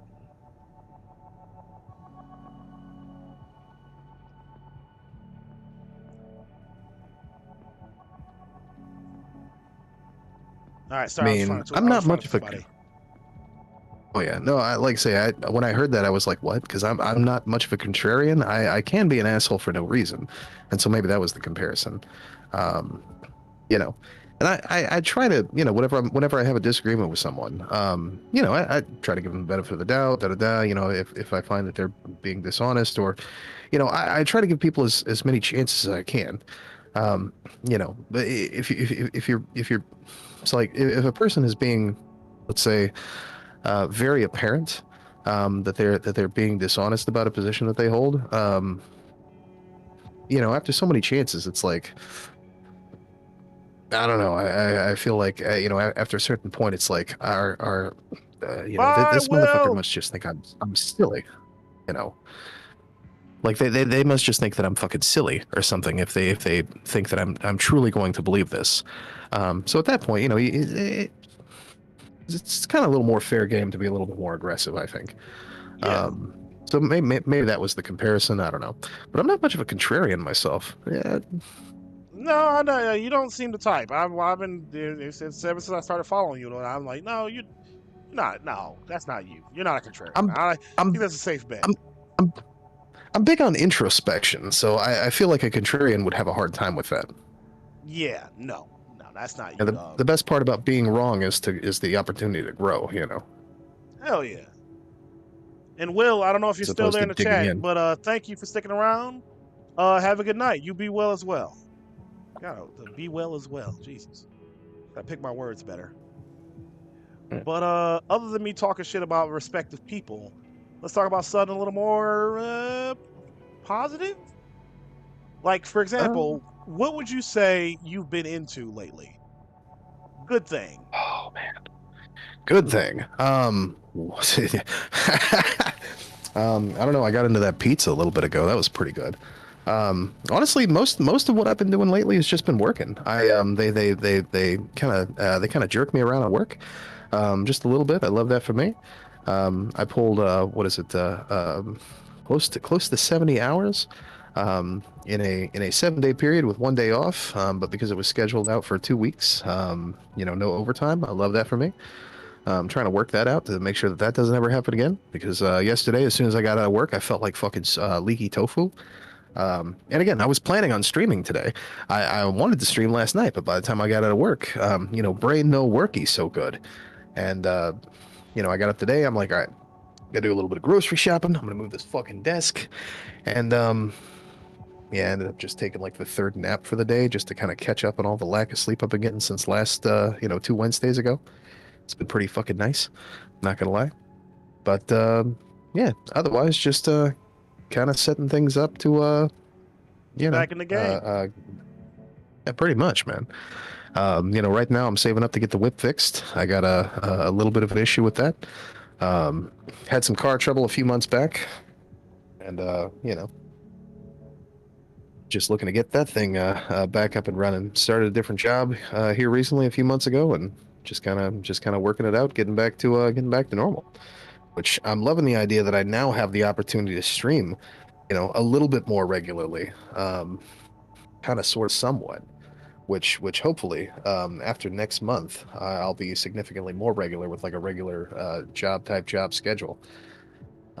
So that'll leave me more of an opportunity to to get back on the horn and start talking about things that I actually care about, especially with this being election year. My God. Oh, this I is feel the like time. so This is much the fucking time. Oh yeah. Oh yeah, well, not only that, but I mean, so many people are running for election this year that I know, like literally everyone that I knew that was running in 2022 is running again this year, save for one. And so if I'm going to have an opportunity to get a chance to speak with folks, I kind of want to do that before they're all out, doing the festival circuit and traveling across the state, across the, in some cases, across the region here, doing their campaigning and all that, and then still organizing for canvassing and stuff. I would love, because I keep missing all of these. I get tons of notifications from folks, up in St. Louis land, a few in Kansas City. About people, getting together, doing stuff at bars. They're having these, nice little powwows with a couple of, 4 or 5 candidates or whatever, 2, 3 candidates. Just bringing folks together and doing fundraising events and this, that, and the other thing. And I keep getting invited to fucking dinners, and I'm just like, yeah, I ain't walking there. We got to work this out a little bit differently here. So I'm kind of excited about the idea to get back, into like doing stuff IRL. As far as politics also. And that's something that I really do miss from the 2022 season. Because it seemed like every week I was going out and, speaking in person with candidates who are running at the state level and, representing at the national level as well. Which is something that I encourage literally everyone to do. So, if you're watching the stream now, or if you're catching the VOD later in the future, watching the segments, listen, folks, I'm a fucking nobody. I'm just some fucking hairy fucking hillbilly, right? I don't even wear shoes, goddammit. But here's what I can do. I can get on Facebook, and I can get on Ballotpedia, and I can look up where I live, what my voting district is, who's running in my who's running for state house, who's running for a state senate, who's running to represent my district, for the U.S. House of Representatives, who's running to represent my Senate district for the U.S. Senate, right? I can find out who's doing all this shit on Ballotpedia, and then I can figure out where their district is, and then I can stalk them on Facebook, and I can find out what it is that they're up to, what their positions are. They have campaign websites where you can donate money to them even. I can find out when they're hosting events live, so I can get a chance to go there and buy a t-shirt, or pick up a couple of yard signs, or get some buttons, or see if I have an opportunity to volunteer to canvass, do some door knocking, pick up some door knockers, hang those on my fucking neighbor's place that I think may or may not, be voting for them or whatever. Don't be weird about it. Don't put it on, don't take your yard signs to the guy who's got the Trump yard signs out. Ask his neighbor that ain't got no fucking signs, or that has a sign that says, Democrat something something mayor. Ask that guy if you can put those fucking signs out in front of his yard. But the point is, get out there, get the stickers, get the shit, find these people, talk to them, ask them questions, get on Twitter, like their tweets, like their good tweets. Ask them questions about their iffy tweets. See if they respond to you. If they don't respond to you, don't be fucking weird about it. But, maybe just respond to the next one if it's weird. Like the ones that are good. Get involved. Get their opinion. Ask them questions. Ask them tough questions. find out what it is that they believe in, and if you can get yourself close enough, maybe give them ideas on things that you would like to see. Possibly, positions that you hold near and dear to your heart that you think that you wish that your local candidates were paying more attention to. And perhaps, maybe one day, this year, they might incorporate that some way. Or they might think, oh, hey, I spoke with such and such person at such and such event, and they picked up a couple of yard signs, and then I saw them at this other one, and then they showed up and they gave me like $10, and I remember that person because they had a gnarly tattoo on their face, or they had really cool pink hair, or they had a really awesome flowery shirt, or that motherfucker had no shoes, or that motherfucker's hair was longer than mine, or that motherfucker had a beard longer than my husband's. Whatever it is, if you're traveling with me, get in these people's head. Make them think about what it is that they're doing, and find out what it is that they can do for you, because ultimately they're running for office to serve you. Build a parasocial relationship with the person who is running for office. Don't be fucking weird about it, but be as weird as is relatively safe for you and them about it, and get yourself involved. If there's an opportunity to canvass closer to the elections, fucking do that. That shit is super important. I think that if more people were doing that, we might be able to see formerly blue states that should be purple, but are definitely red, because we have more uncontested seats than we've ever had, ever. We got a lot of uncontested seats here in my county. Like, holy shit. It's fucking insane, isn't it? It's fucking wild. People are so disinterested with electoral politics online, and I guess not even just online, but just broadly, that we're running out of people to run for office, let alone to fucking vote for one. It's wild to me, but those little things make such a huge difference. John Keeney, he's been on my stream a couple of times, definitely the homie. He's running for U.S. House of Representatives this year against Ann Wagner. And the very first time I ever met that man, he walked up to me. We were at a festival. I guess he recognized me. I think I was tying my shoe or something back when I used to wear them. And he walked up to me and he's like, hey. Yeah, he probably said something really snappy or something. But we started having a conversation. Other folks came around and there were other candidates there. And I remember that moment, and several of the times that I've spoken with him, one of the things that he has said to me so many times is that the one thing that he would like to see the most from people who have an interest in politics, who talk about politics online, who are following him on social media, is that they show up. That's the most important thing. Getting work, it really is. Getting work done and all that stuff is fine, and wanting things is great, and getting on the internet and saying mean things to, conservatives is fine. Getting on the internet and saying mean things to conservative candidates and politicians when they're saying dumb fucking brain dead shit is also hilarious. But showing up is the most important nothing thing that a person can do.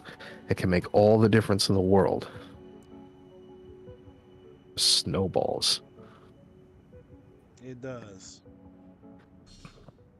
Oh, let me see. It gives so many, and it opens the door to so many other opportunities, to help electorally and to be involved in ways that folks may not have had that opportunity before, and it gives the opportunity for others too, because now if you're showing up, and if you're known as someone to show up, maybe the people that maybe your friends, maybe your IRL friends, maybe your neighbor, maybe your sister, maybe your brother, maybe your mom, maybe your grandma will come with you, and maybe they'll be able to open the pocketbook when you can't, all because they trusted you and they came with you, and y'all went and got some taco tico afterward or whatever.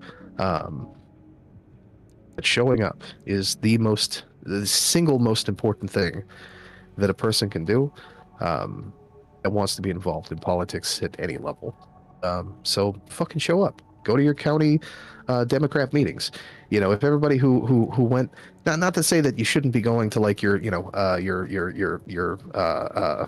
what's that? The DSA meetings or whatever. Go to those too, sure, whatever. But if you're not going to your county Democrat, committee meetings, what the fuck are you doing at the DSA? Literally, what are you doing at the DSA at all? If you're not even going to show up for your county Democrats, when there's only 7 other old people in the room, this is your chance. This is your opportunity. Fucking do it. For me, my goal right now is to build myself up because I've got too much. I would say, even though I work remotely and I've got loads of free time, what I don't have is the luxury to invest in this as much as I'd like to. Now, I can invest time. Now that I'm mentally better, I will invest time. I want to get back into all that. But the things I want to do, I want to hopefully inspire other people to put in the work that I myself simply don't have the drive to. You know what I mean? If I can inspire other people to do it, you know what I mean? If I can inspire other people to do it and invest in them and in the party, like I would love to donate loads of money to my local party if I could. I just don't have that luxury right now. But that's how I want to help. Because I'm just I'm not an invested person, as much as I'd like to be. I don't. It's not that I don't have it in me. It's that I know myself, and I know that I can only do what I want to do, not what I feel I have to do, but what I want to do. Obviously, I do what I absolutely have to do because, like, I'll be fucked over if I don't. But if there's no law, if there's no threat to me, I typically focus on doing what I can, so long as it's also what I want. I hate that, but it's how I am. And what I'd like to do, you don't want to stretch yourself too thin, I don't want to stretch myself too thin because I know I don't have a lot of bandwidth. I don't. So that's why I invest my time and energy in what I want to do, because my bandwidth is extremely fucking limited. I want to inspire other people who hopefully have greater bandwidth than me, greater drive than me, to do the things that I won't do myself. You know what I mean? That I endorse, that I'm like, yes, do this. I wish I had it in me to do it myself.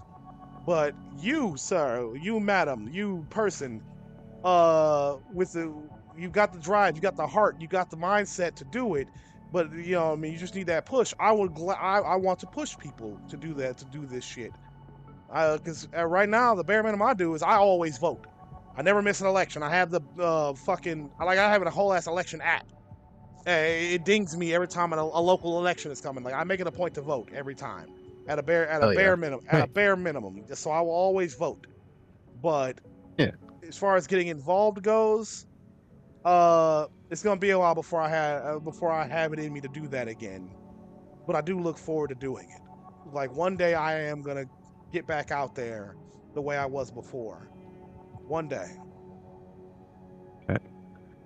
Well, Rico, while you're on your rants, it's also never.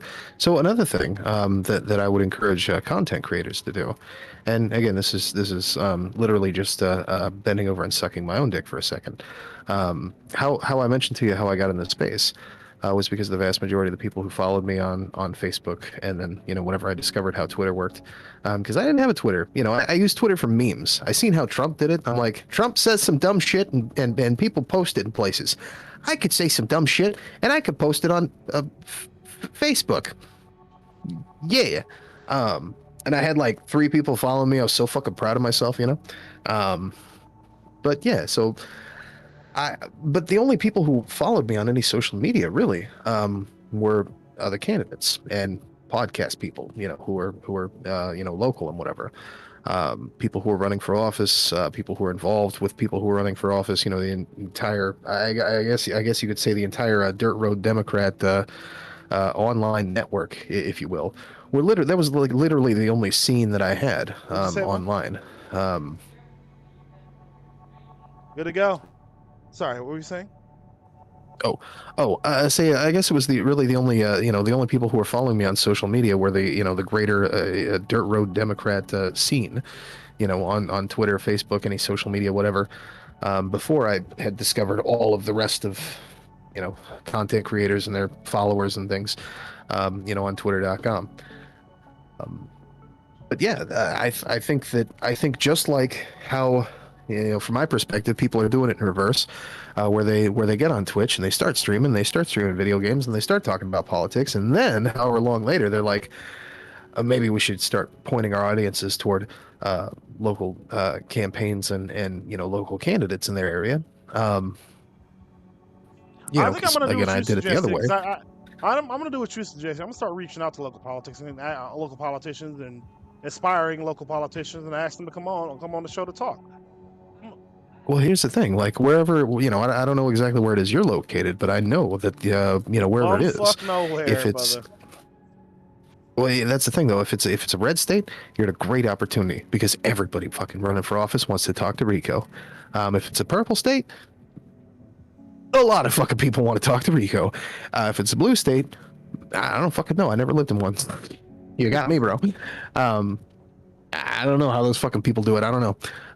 But one thing I can say, and I'll throw a little bit of shade here. I will throw a little bit of shade. I see a lot of people who follow me from that Dirt Road Democrat greater network online or whatever, who also follow podcasters like the Vanguard. Now I do know that they're local. They're based out of Kansas City. And I kind of poked a little fun at folks in that position the other day. I can actually find you the tweet where I did such a thing, however dastardly. I was fucking I screen capped Ben Baker because whenever I quote tweet a politician or if I respond to a local politician, I'm basically just talking shit. I'm talking shit in the in the typical Gamergate kind of way because I know that's the only fucking way these fucking morons understand fucking English language.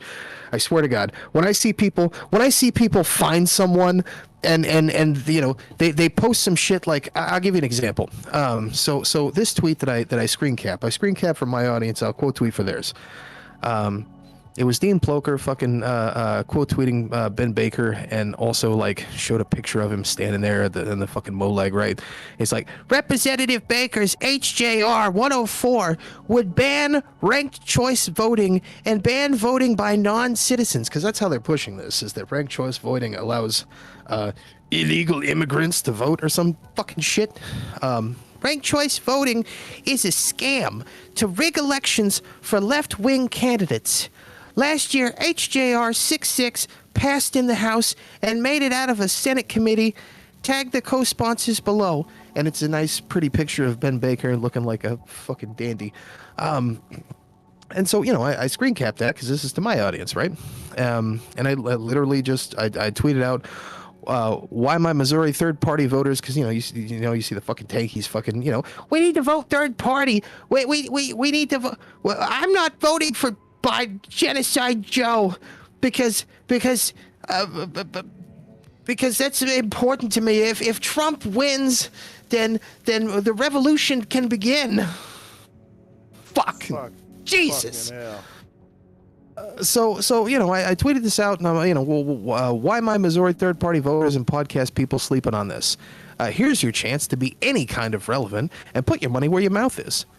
They're trying to destroy your revolution, dog.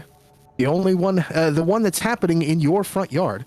And, I kind of jokingly, had commented to a few of my homies that, specifically directing that toward the Vanguard, right? Because they're from Kansas City. They don't talk about local shit. A lot of people I know in the local podcast, programs, they follow them and whatever. But and they all, again, the Dirt Road Democrat stuff, you notice on my Twitter, it says Dirt Road Tuber. It's kind of a wink and a nod toward Jess Piper and all her homies and whatever. All the candidates who follow me and shit and that I follow. That I associate with, I either not know IRL or they follow me on social media or goomfies. But it's just kind of a wink and a nod to that. But the idea is that you've got a podcast like that. I mean, I don't even know how many fucking subscribers they have on YouTube. It's probably fucking a lot. It's probably more than mine. They got a shitload of followers on fucking on Twitter. I can tell you right now. God damn. Fucking So on I mean, it's not like an insane amount, but they got quite a few. They got 10.6K followers on fucking on Twitter.com, and 31,000.9 subscribers on YouTube. Why the fuck are they? You know, these guys, they love to talk about. They were the ones who were promoting Cornell West earlier last year. You know, just all up in that Cornell West, right? All up in it. Fucking throat that shit so fucking hard. How the fuck come they're not fucking down? Why is it that I could dig on their Twitter right now? Where are we talking about Ben Baker? Where are we talking about Ben Baker? I'm seeing nothing about. I see Destiny. I see Destiny on here. I see Anna Kasparian. I see Don Lemon. Liberal Christians constantly say that they hate seeing Christianity get hijacked to justify war and oppression, and no one calls them self-hating. Okay, that's pretty good.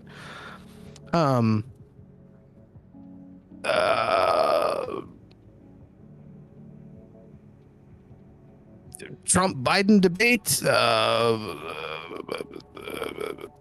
don't know what the fuck this is. Robert F. Kennedy, something? I don't know. Yeah, nothing about any of that. You know, so where are we at? Where are we at talking about these things that they've been talking about specifically that are so fucking important to these people? You know, it's their revolution that we want to support, right? This is their opportunity, but silence. Anyway, sorry. It's silence as it always is. I mean, it's they're more interested in popularity politics than like actual on the ground politics.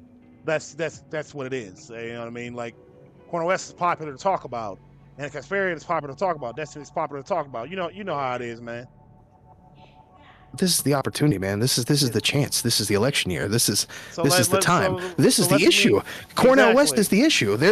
Cornel West, the third party. This fucking state, the fucking state that they fucking live in, is fucking trying to take away their right and their audience that lives in that state, their fucking neighbors, right to fucking vote for a third party.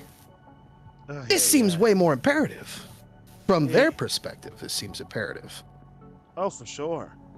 Fuck. I get a little passionate about that. My bad. No. You're good. I respect the passion. I would love to talk more, but I gotta go. My mom needs me, and then I gotta talk to somebody else real quick. Yeah. Then I gotta talk to one other person, and time is fucking. I didn't realize how much time had passed. I was like, fuck. All right, because I told one dude I was gonna be late. But damn, time fucking flew. Worry, buddy. But I wanted to thank you for your help. Your help was immense, and I'm glad you hopped in and took the time to talk to me and walk me through a bunch of shit. I'm glad you took the time to talk to me at all. If this was your first foray back into the game, I'm glad to have been the one to help get you foot back in the door and get you fired up all like this. I'm honored, even. Sure, I appreciate it. Yeah. And no, I appreciate it, and glad we got to get your sound issue taken care of for sure. You know, sure. If you need any more assistance as far as like program and that kind of thing, let me know. I'm kind of a whiz when it comes to sound tech. Yeah, and then lastly, I sincerely hope we can talk again. I hope this ain't the don't be a stranger. I hope this ain't the last time we talk. Oh, definitely. You mind if I shout out my shit and offer you an opportunity to do just that if you feel like it? Go nuts. All right. What's up, everybody? This is your boy Chainsaw. I can be found everywhere with Chainsaw CCC. So that's a Chainsaw CCC on Twitter, YouTube, Twitch, Mastodon, Blue Sky. The other guy. You can find me streaming at chainsawccc.com. We got a website chat. We're doing big things. Money me now. I need your money. It's tough out here, bro. But yeah, also, whenever I do stream, I typically leave the VC open. So if you see me streaming, jump onto the Discord, man. If you want to just jump in and have a chat. Probably be playing Factorio or something else. Hell yeah. And as for me, I'm Dorico Baker, or Dorico Rants as you see me. I stream everywhere as well, for the most part. You find me on YouTube, Twitch, Instagram, TikTok, fucking Facebook, and Twitter. I much like Chainsaw here. Anyone is welcome to come talk to me. And because what I'll be doing is gaming. So I'm just chilling. You know what I mean? So if y'all want to come talk, y'all know where to find me.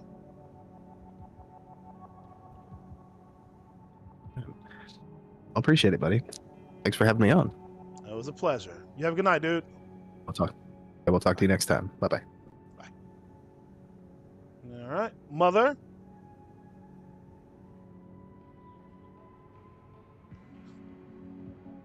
What's up? What did you want to share with me?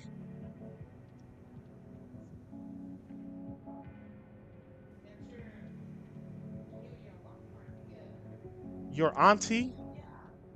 How does she know?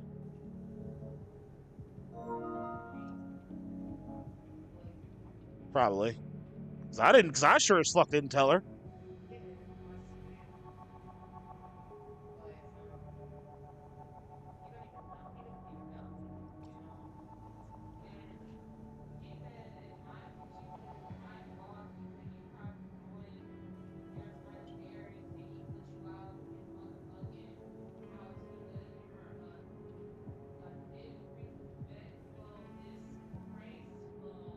Whoa.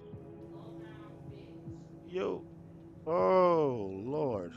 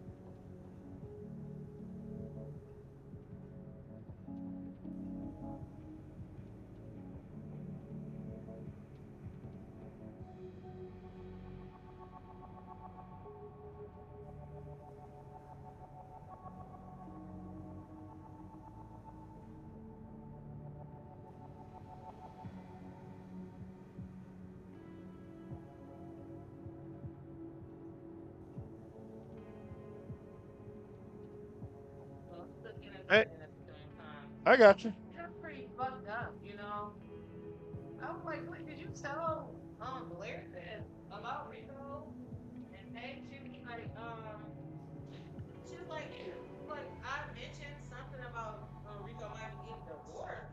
Yeah. No.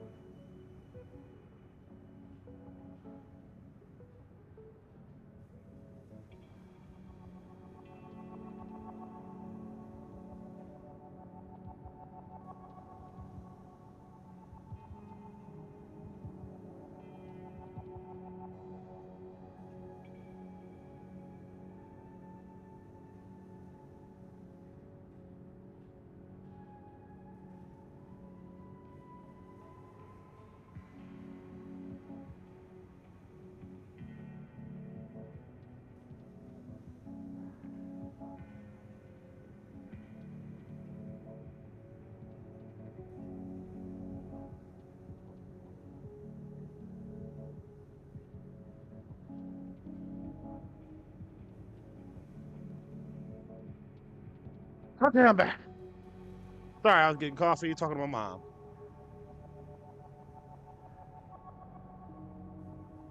Stop meowing. You're not going outside.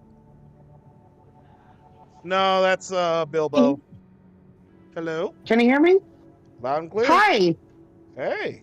Oh my God. Okay, so sorry, I'm not used to using Discord on my phone. So I wasn't. So literally, I had to unmute myself on my like the application on my phone or the phone itself, not the application. Oh, I'm digging. So my bad. So anyway, short brief history. We've been shit posting together on Twitter for a while, but you're struggling to meet the requirements for followers on TikTok. Do I have it about right? Not necessarily struggling. I mean, I just started. I was not struggling, you know. Not, yeah, I haven't been trying. Okay. My bad. No, I was just fucking You're around, trying to get the followers. Yes, of course. So I was thinking that you could make a video, or you could direct me to a video that would give me a very easy in that I could stitch and send some followers your way. And like an easy way in is like LGBTQ issues. Like I try to explain this on Twitter, but like I know how spammy Twitter is and things get lost all the time. Like if you could share with me a video that you think would give me an easy in, and then you know, I'll stitch it and then maybe send some followers your way. Cutscene, cut. And if that doesn't work, I could always host you on a live stream, and that would get you some followers too. I think that would definitely work. Absolutely. And we can just have like we could have like a 30-minute conversation about like literally any topic that you're comfortable with, right? Yeah, no, I'm down for that. When would you like? Here's the video. I just posted in the general chat. But when would you like to do that? Because I'm available anytime. Okay. So let's see here. Sunday would probably be the best day because Saturday I'm going out with my girlfriend. I'm digging. And then typically I get home like late Sunday evening, right? So like 6, 7 o'clock Mountain Time. I'm digging. Well then, you know where to find me. Like I said, I'm always available. So you just say the word, and we can just get that ball going. Yeah, like, and I thought like a really easy conversation for us to have if we do a live is how Democrats and Republicans are in fact not the fucking same. Easy peasy on that one. Oh, we're gonna have a fucking field day with that one. Like just an easy conversation, right? Hell yeah. I mean, that's about as slam dunk as a conversation gets. So. Oh, I'm down. Also, it is a pleasure to finally meet you, to talk to you officially. Yeah, no, same. Like, I've watched your YouTube videos or whatever, and like, I've been meaning to reach out. It's just, I'm a truck driver by profession. And what does that mean? That means I work a lot. You work some insane hours. You are driving a lot. And like what free time I do get, I typically spend with my girlfriend, like my woman, right? So. Amen. I want you to know I'm not faulting you. Like I was about to say, can you fault me? Like I got free time. Talk to random people on the internet or hang out with my girlfriend and get laid. Gee, that's a fucking tough one. Oh yeah, that's a real head scratcher there. That's fucking very hard, very tough choice to make. Talking with some fucking rando like me or spending time with your woman. Yeah, no, easy choice. So it's just that's how it goes, you know. But yeah. So let me figure out what my girlfriend and I are doing this weekend. But Sunday is a for sure thing. I will know more by Friday, and then we'll set up a time schedule. Let's fucking rock and roll. And and then I'll make a video celebrating or like promoting the live, and then I was thinking you could do the same, Of course. and then we could, just execute basically, Execute the plan. and then we can just live stream. We can bullshit about how Republicans, Democrats are not the same. I'll make a nice little graphic, like I'm good with the graphic shit, and we can just talk about that for half an hour. And then, like, if you're up to it, we could just like bring random, chances are lefty dipshits. They're gonna be like, "Oh no, they are the same," and we just beat the shit out of them. I don't care. I'm a very good shit talker, so bring it on. Good. So, how do you feel about all this? I'm excited. I'm looking forward to it immensely. Yeah, so it'll get your foot in the door in TikTok. Like I said, I don't have a bajillion followers, but something's better than nothing. Something's better than nothing. And I want to say on to you, obviously, when you have time, if you want to come on and we do stream together and such, just talk about things. My door is always open to you. Absolutely. Like, I don't really do the YouTube scene because it's like filled with a bunch of right-wing retards, and I'm not really down for all that. But and when I say retards, I mean knuckle draggers, like absolute dipshits. Like, I know, and that's all the more reason to do it with me specifically. Because we can both. You ain't got to do it alone. We can both fucking knock some skulls. Yeah, I'm all about running my mouth, but fuck, there's just certain levels of retardation I just can't handle. I just can't handle it. It's fine. I get it. So let's fucking. I mean, I live for this shit at this point. I am addicted to the madness. So fuck it. You know what I mean? Bring it on. If anyone wants to come in and say some nonsense, we will have a field day shit talking them. Yeah. So I was just thinking, like, just as an intro kind of thing, we just do like a really easy conversation that we both know a lot about. Because, like, I read your post, you read mine. Like, I know you know things, and I know things. So we together, like, we're together. We know lots of things. Exactly. So it's just a real easy conversation. We can bullshit, Hell yeah. But again, do not feel pressured to do so. And if you need to cancel, don't hesitate to do so. You will not hurt my feelings. I understand. You are a busy motherfucker. This is almost certainly going to go through. It's just, I mean, barring like a snowstorm in Colorado. I mean, it is March. Like, hey, shit not happens. Impossible.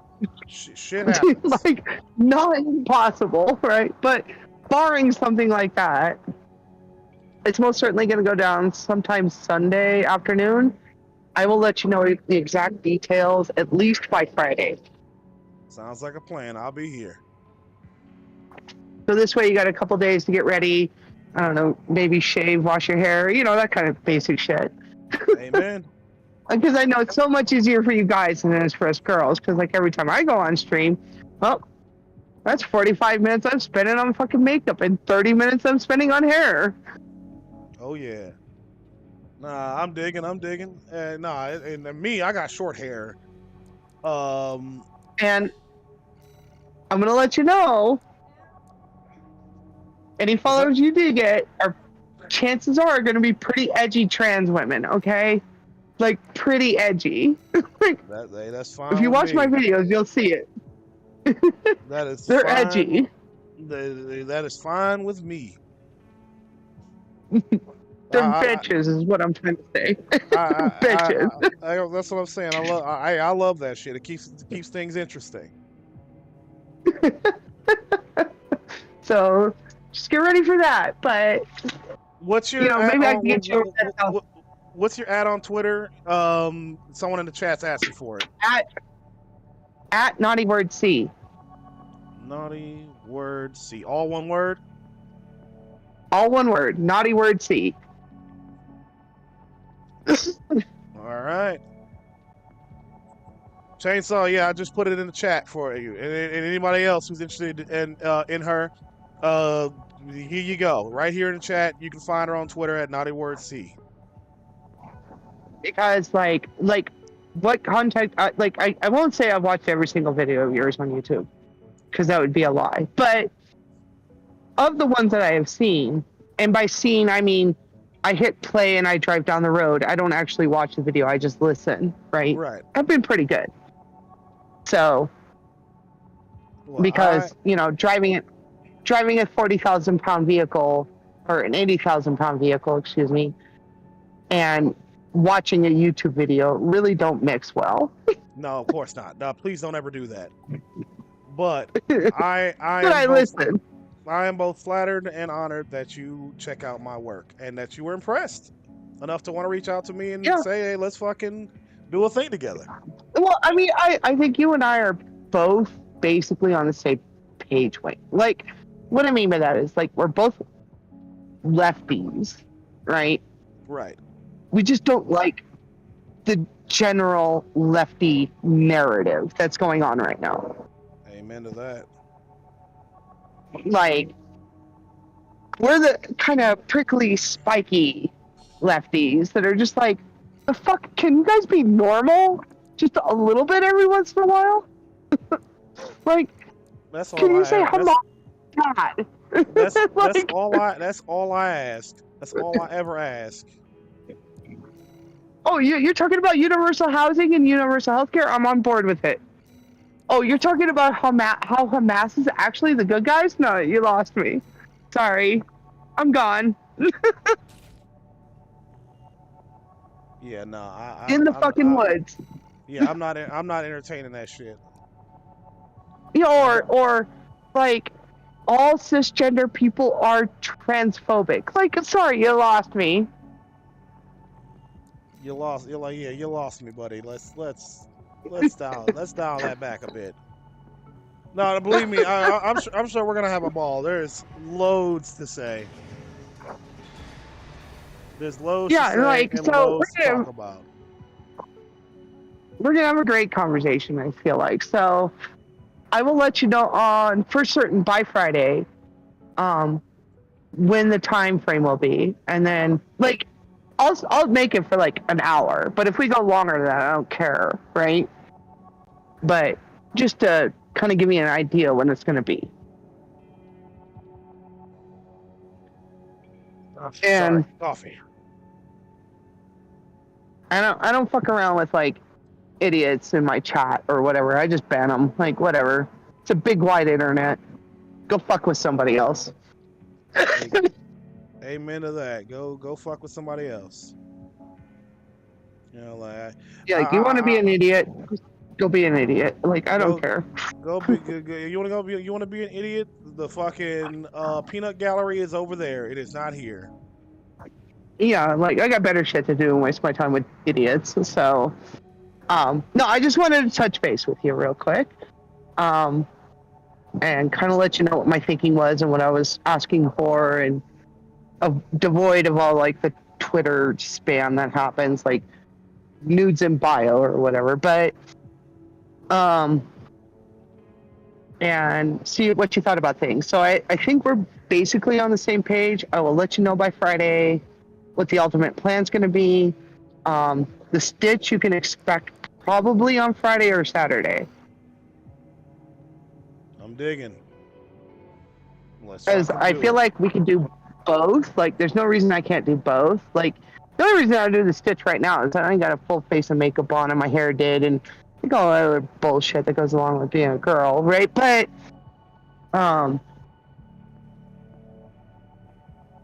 if I'm gonna get you, like, try to get you in, I'm gonna look nice, or at least as nice as I can at 42 years old. You look good for 42. You know what I mean? Don't knock yourself.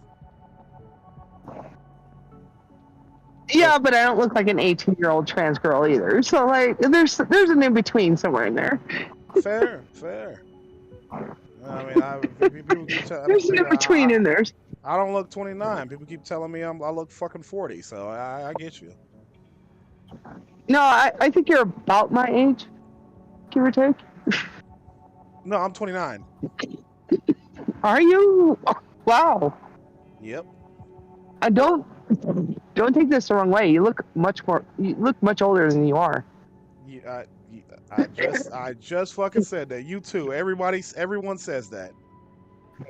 No, I mean you have this like maturity about you that you just don't see in 29-year-olds.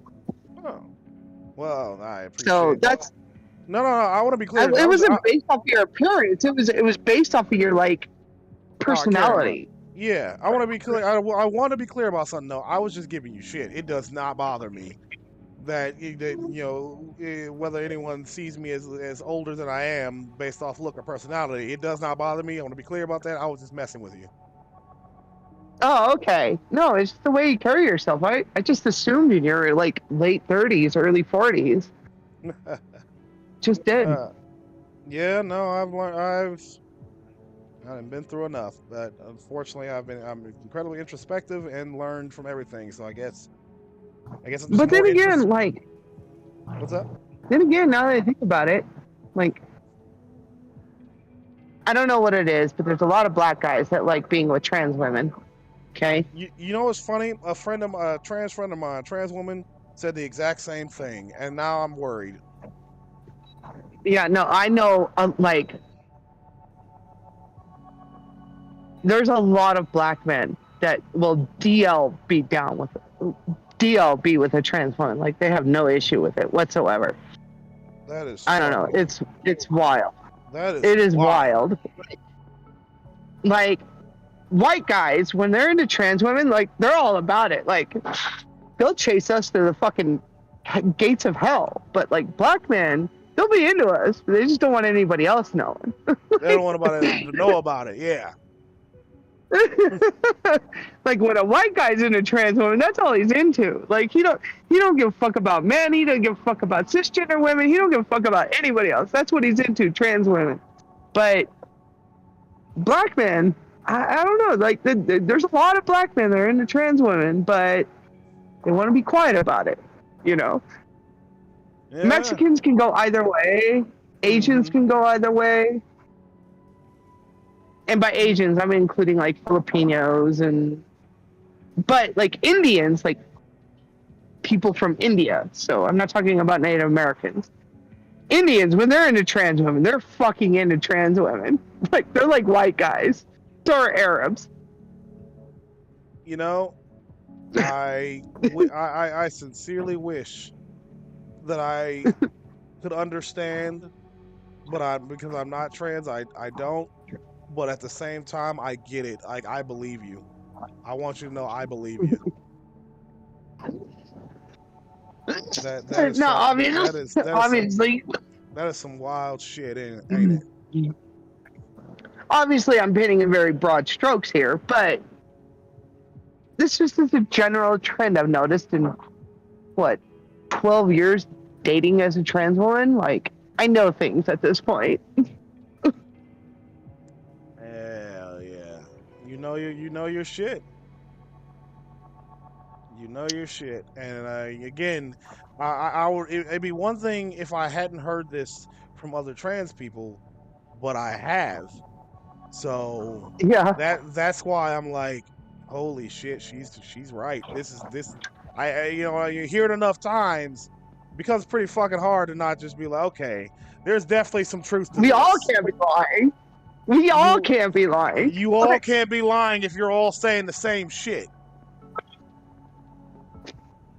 Like completely independent people saying the same shit. Independent people who definitely don't know each other saying the exact same thing. Yeah, no, that is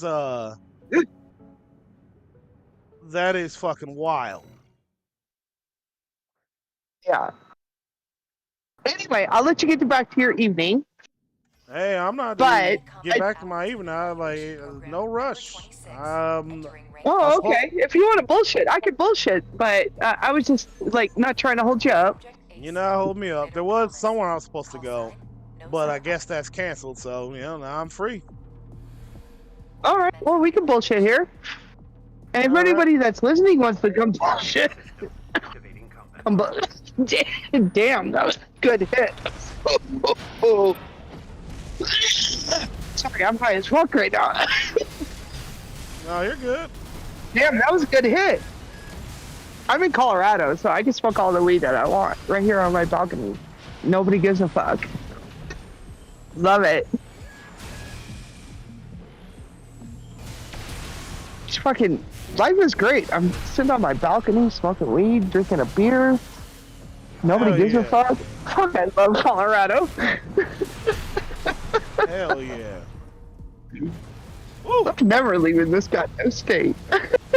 I'm in North Carolina, but in bumfuck nowhere, North Carolina. Bumfuck nowhere. Yeah, North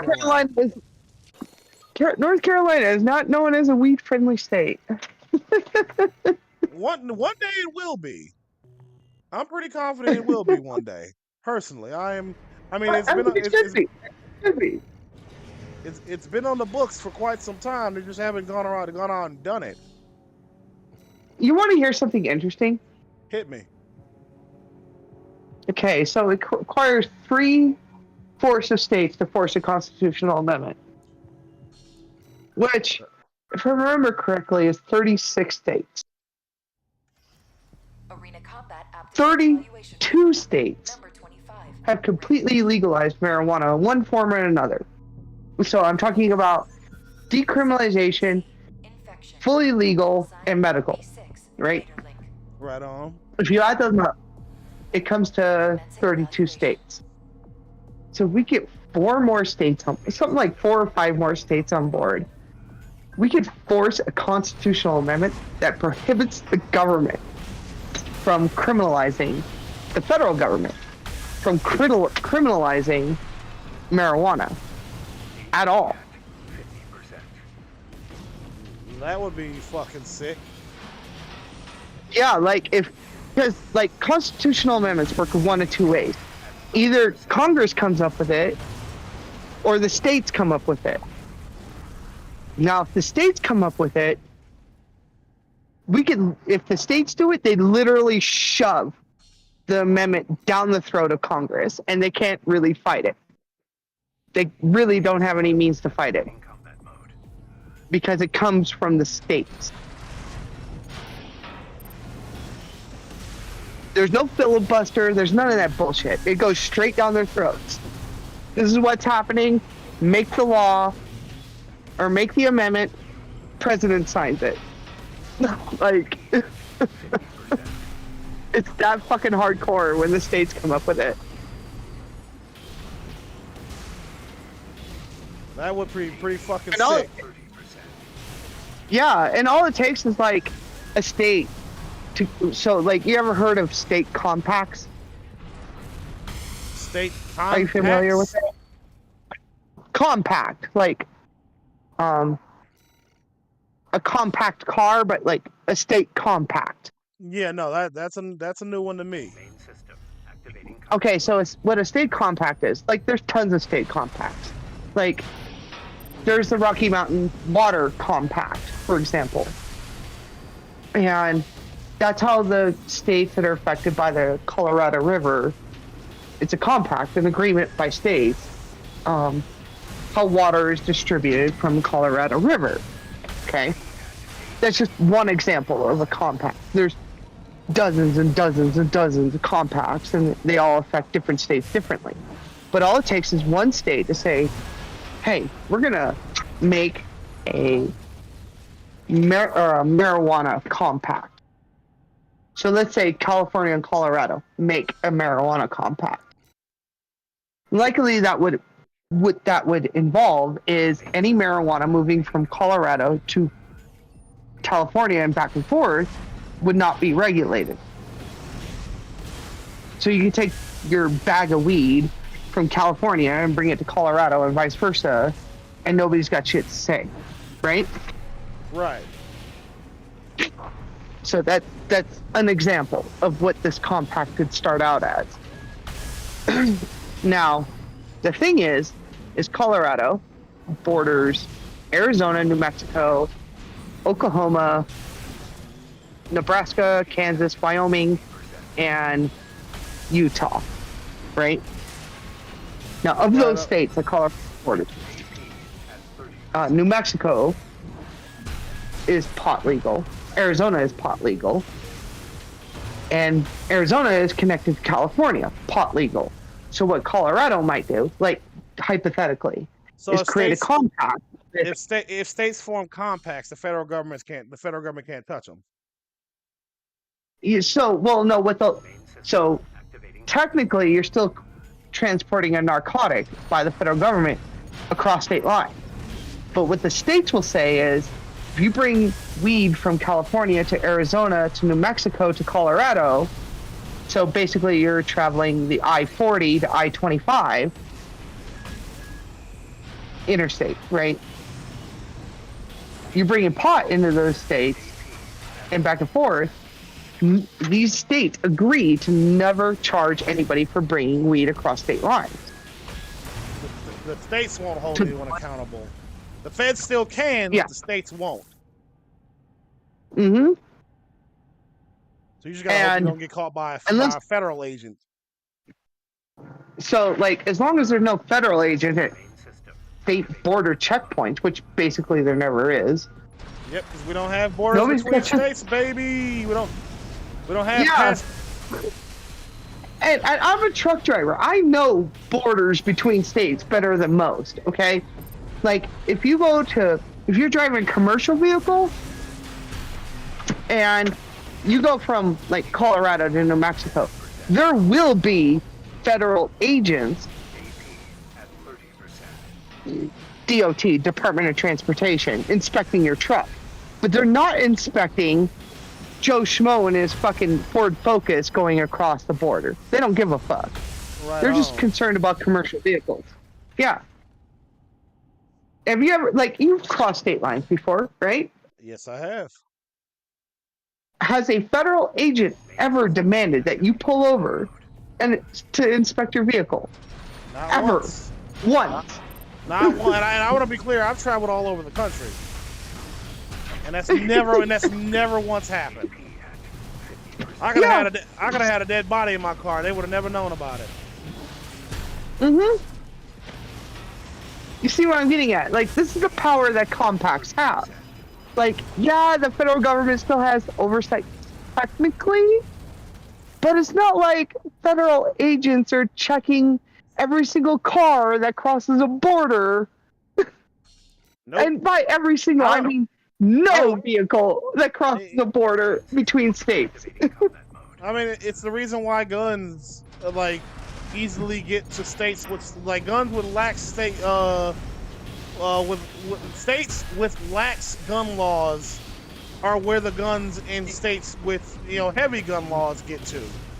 You know what I mean? The federal agents aren't checking. Like, we don't have border check. Like, even if we do, like, officially, ain't nobody enforcing them.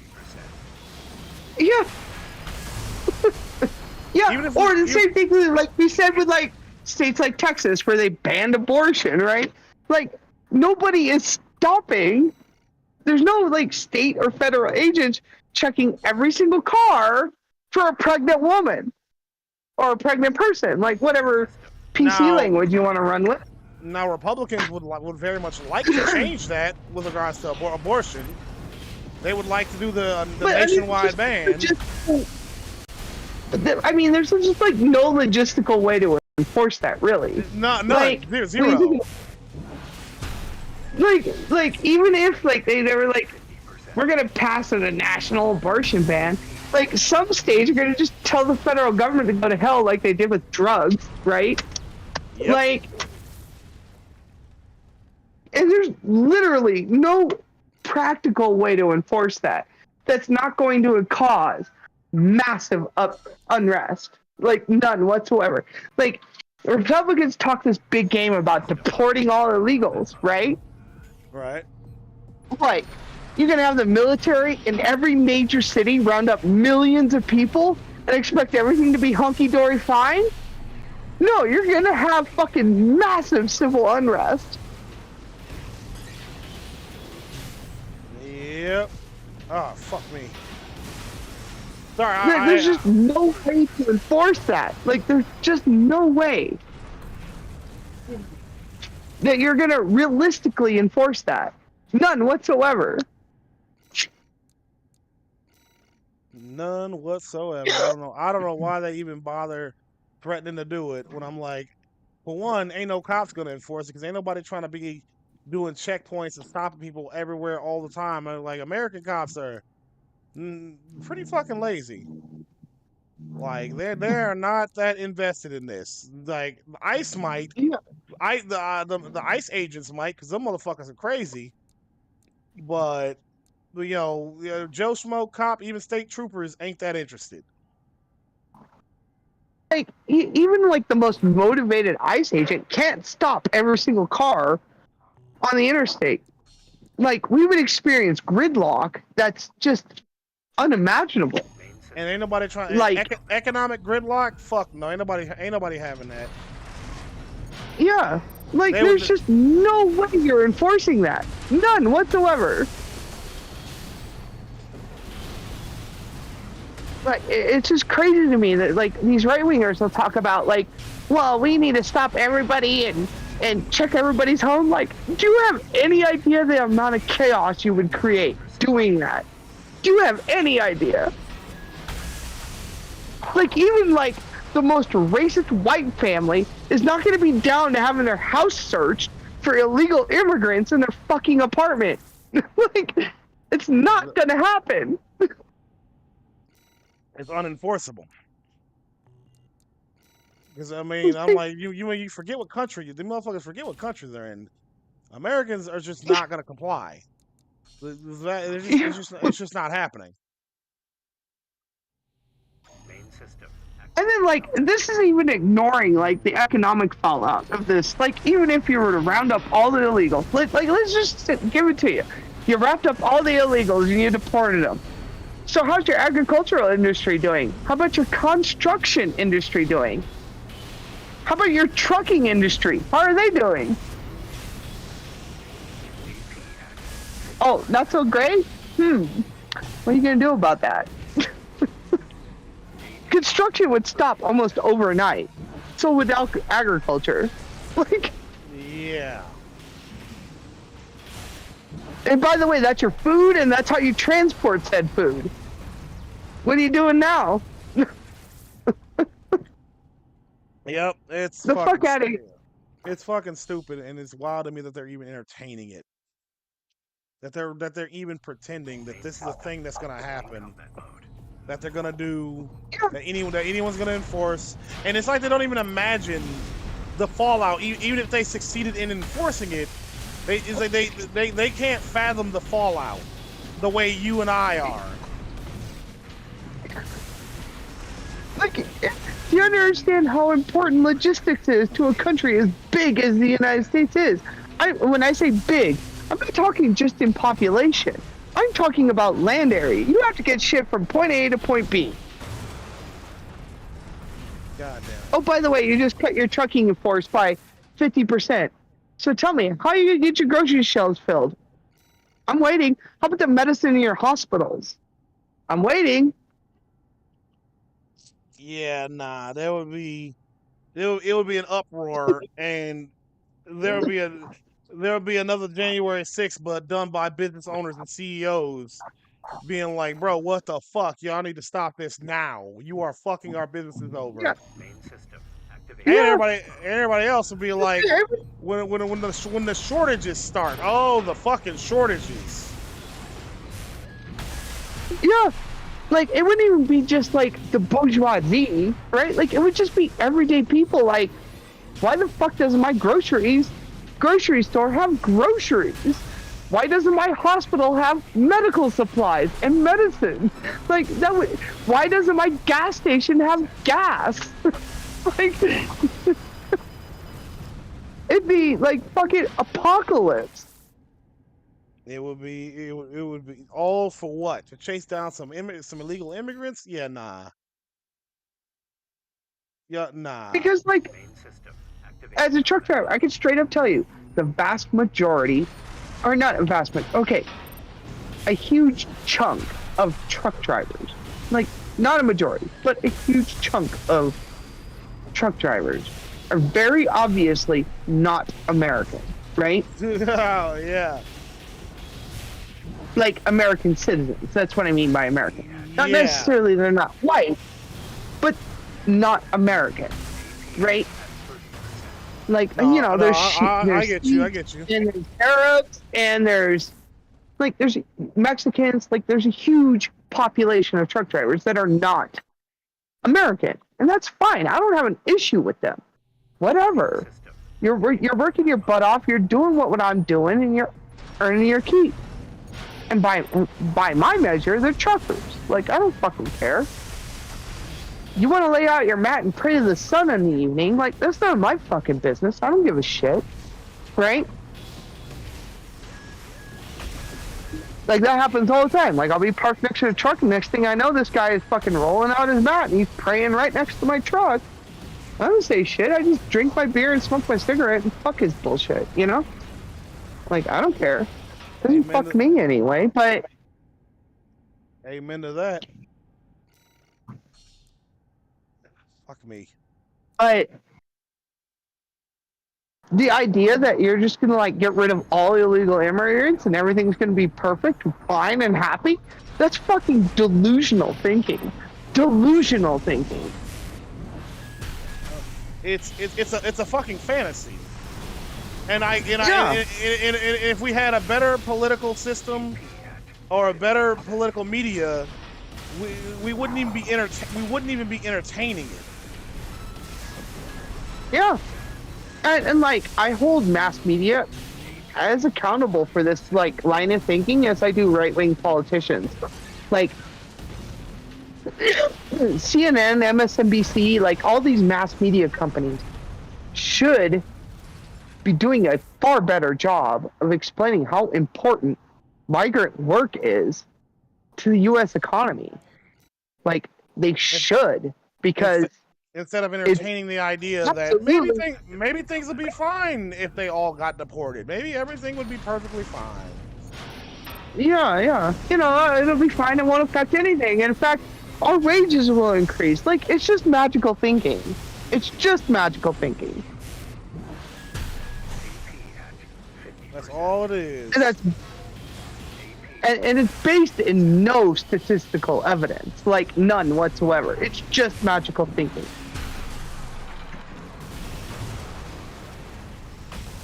Fuck me, this game.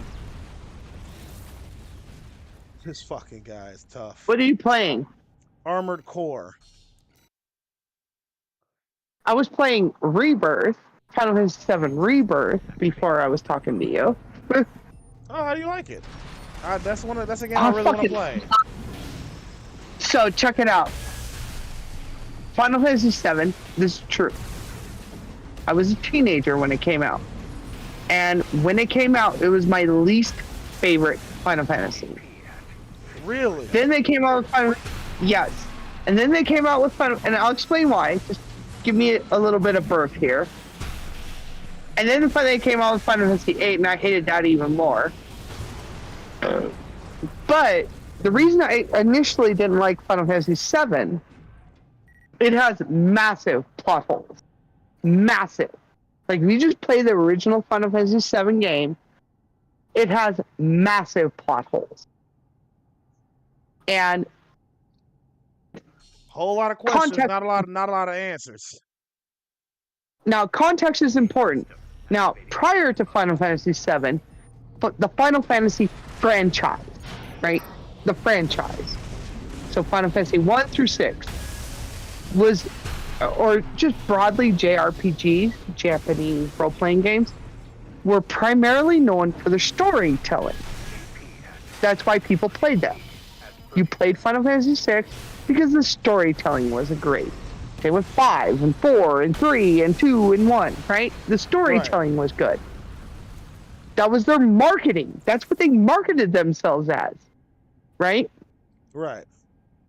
Like, you play Final Fantasy Tactics, the opening story is, or the opening line is, this is the greatest story never told. Like, that's literally the opening line, right?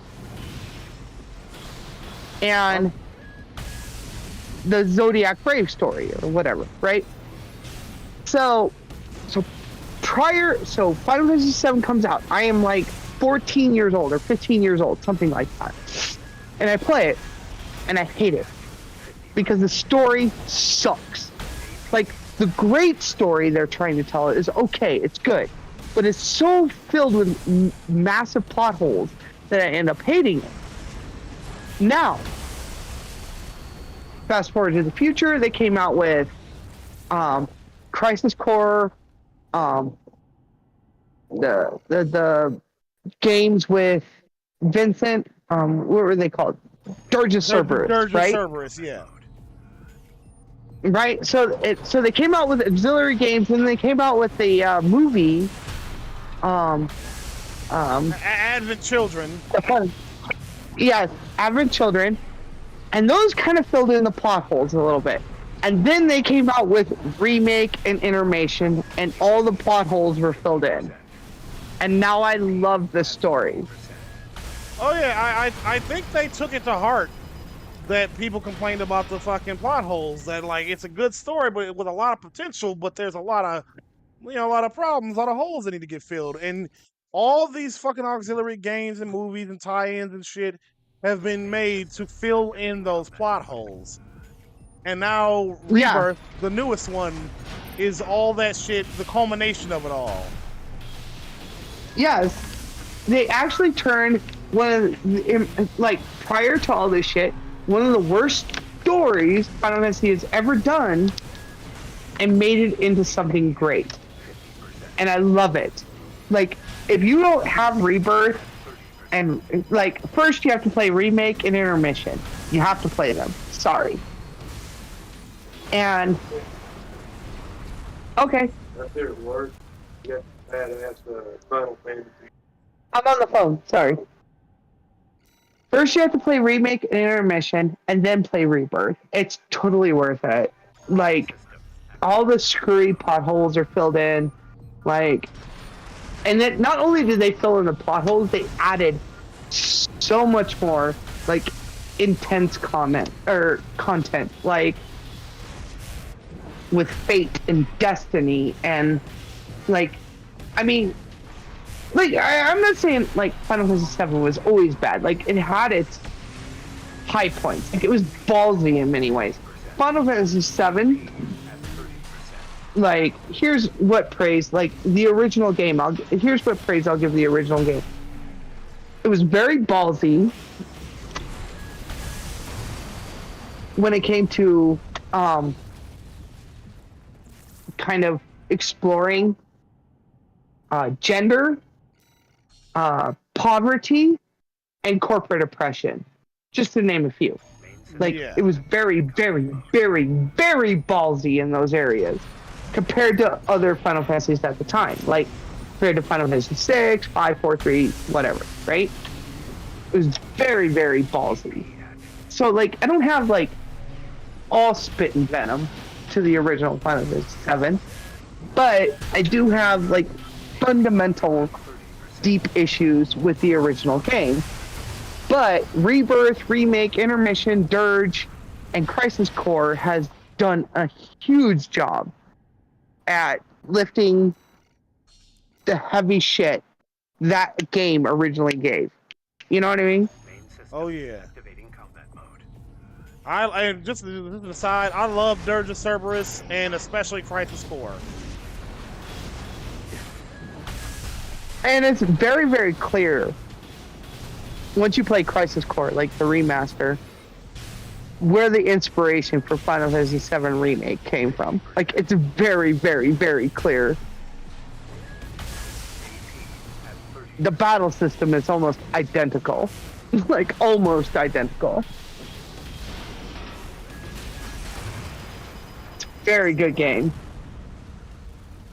I bought a whole PlayStation 5 just to play Rebirth. Like, it's crazy. I liked Remake so much. Like, here's the real. I liked Remake so much on my PC that I fucked around and bought a whole PS5 just for Rebirth.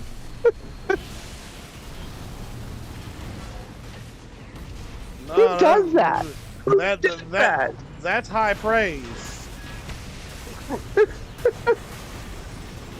I'm a PC gamer, and I was like, you know what? I need a PS5 so I can play this one fucking title.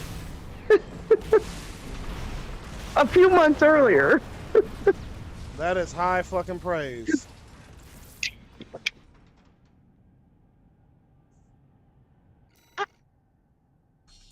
Fuck me, this guy is kicking my ass. So what you playing? Still Armored Core, and I'm still getting my shit rocked. I'm doing the arena mode right now. I paused on the story. I have no idea what that means. What's up? I have no idea what that means. You know, just one-on-one fighting. No story, just one-on-one fighting with computers. Armored Core is a Armored Core is a From Software game, and it's their most unique one of all because it's a mecha, you know, giant robot fighting game. Oh, so online dude bros doing their dick measuring contest. Okay, I get that. Oh yeah. Oh yeah. I get that. I'm all about it, except for I keep losing, so I'm not about it when I'm losing. So your dick isn't as big as the rest of them. You know, it happens.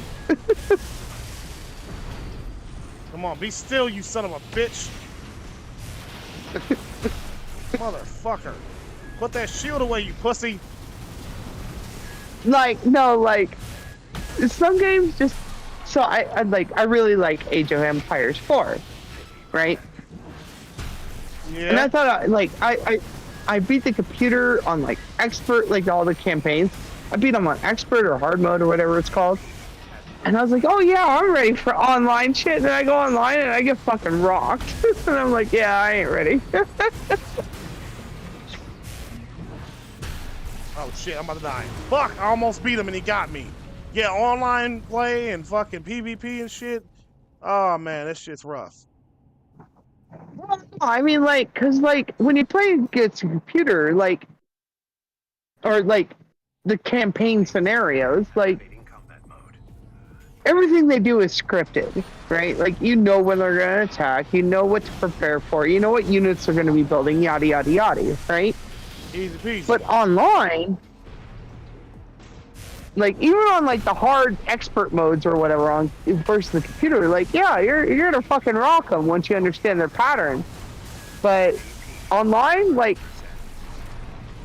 you could be in the dark age and dude shows up with like fucking 15 fucking, you know, warriors or whatever, and he just rocks your shit. You know, like the computer doesn't do that. Oh yeah. Right now I'm just fighting a computer. I'm not fighting against people. The fighting against people it's entirely an option. But I don't want fighting the computers. Fighting the computers is as hard as it is. I don't want to fight actual people.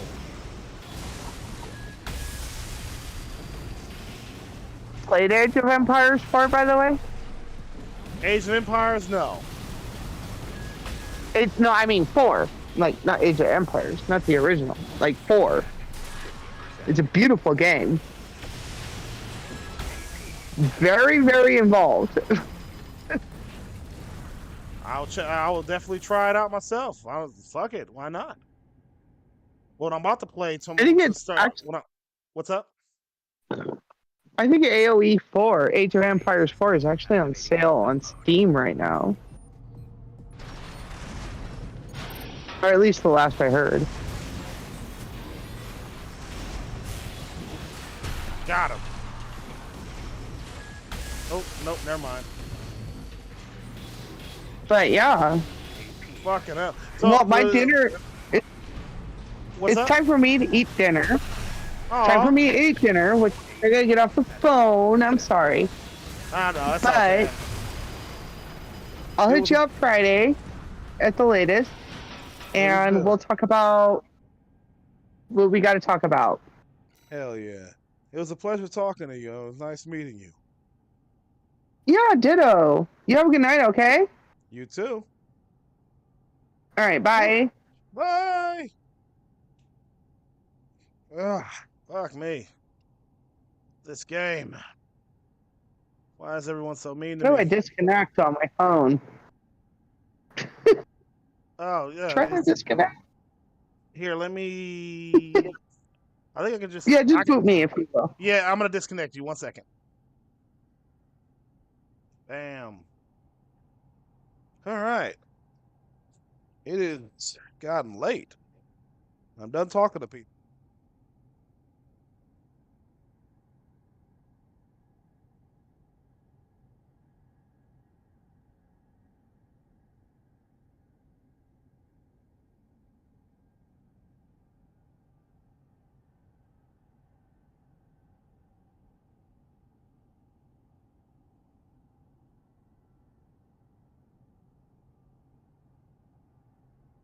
So, all right, y'all. It's been fun streaming. Y'all have yourselves a good night. Take care. Remember to like and subscribe, and follow me on all the respective socials. Bye.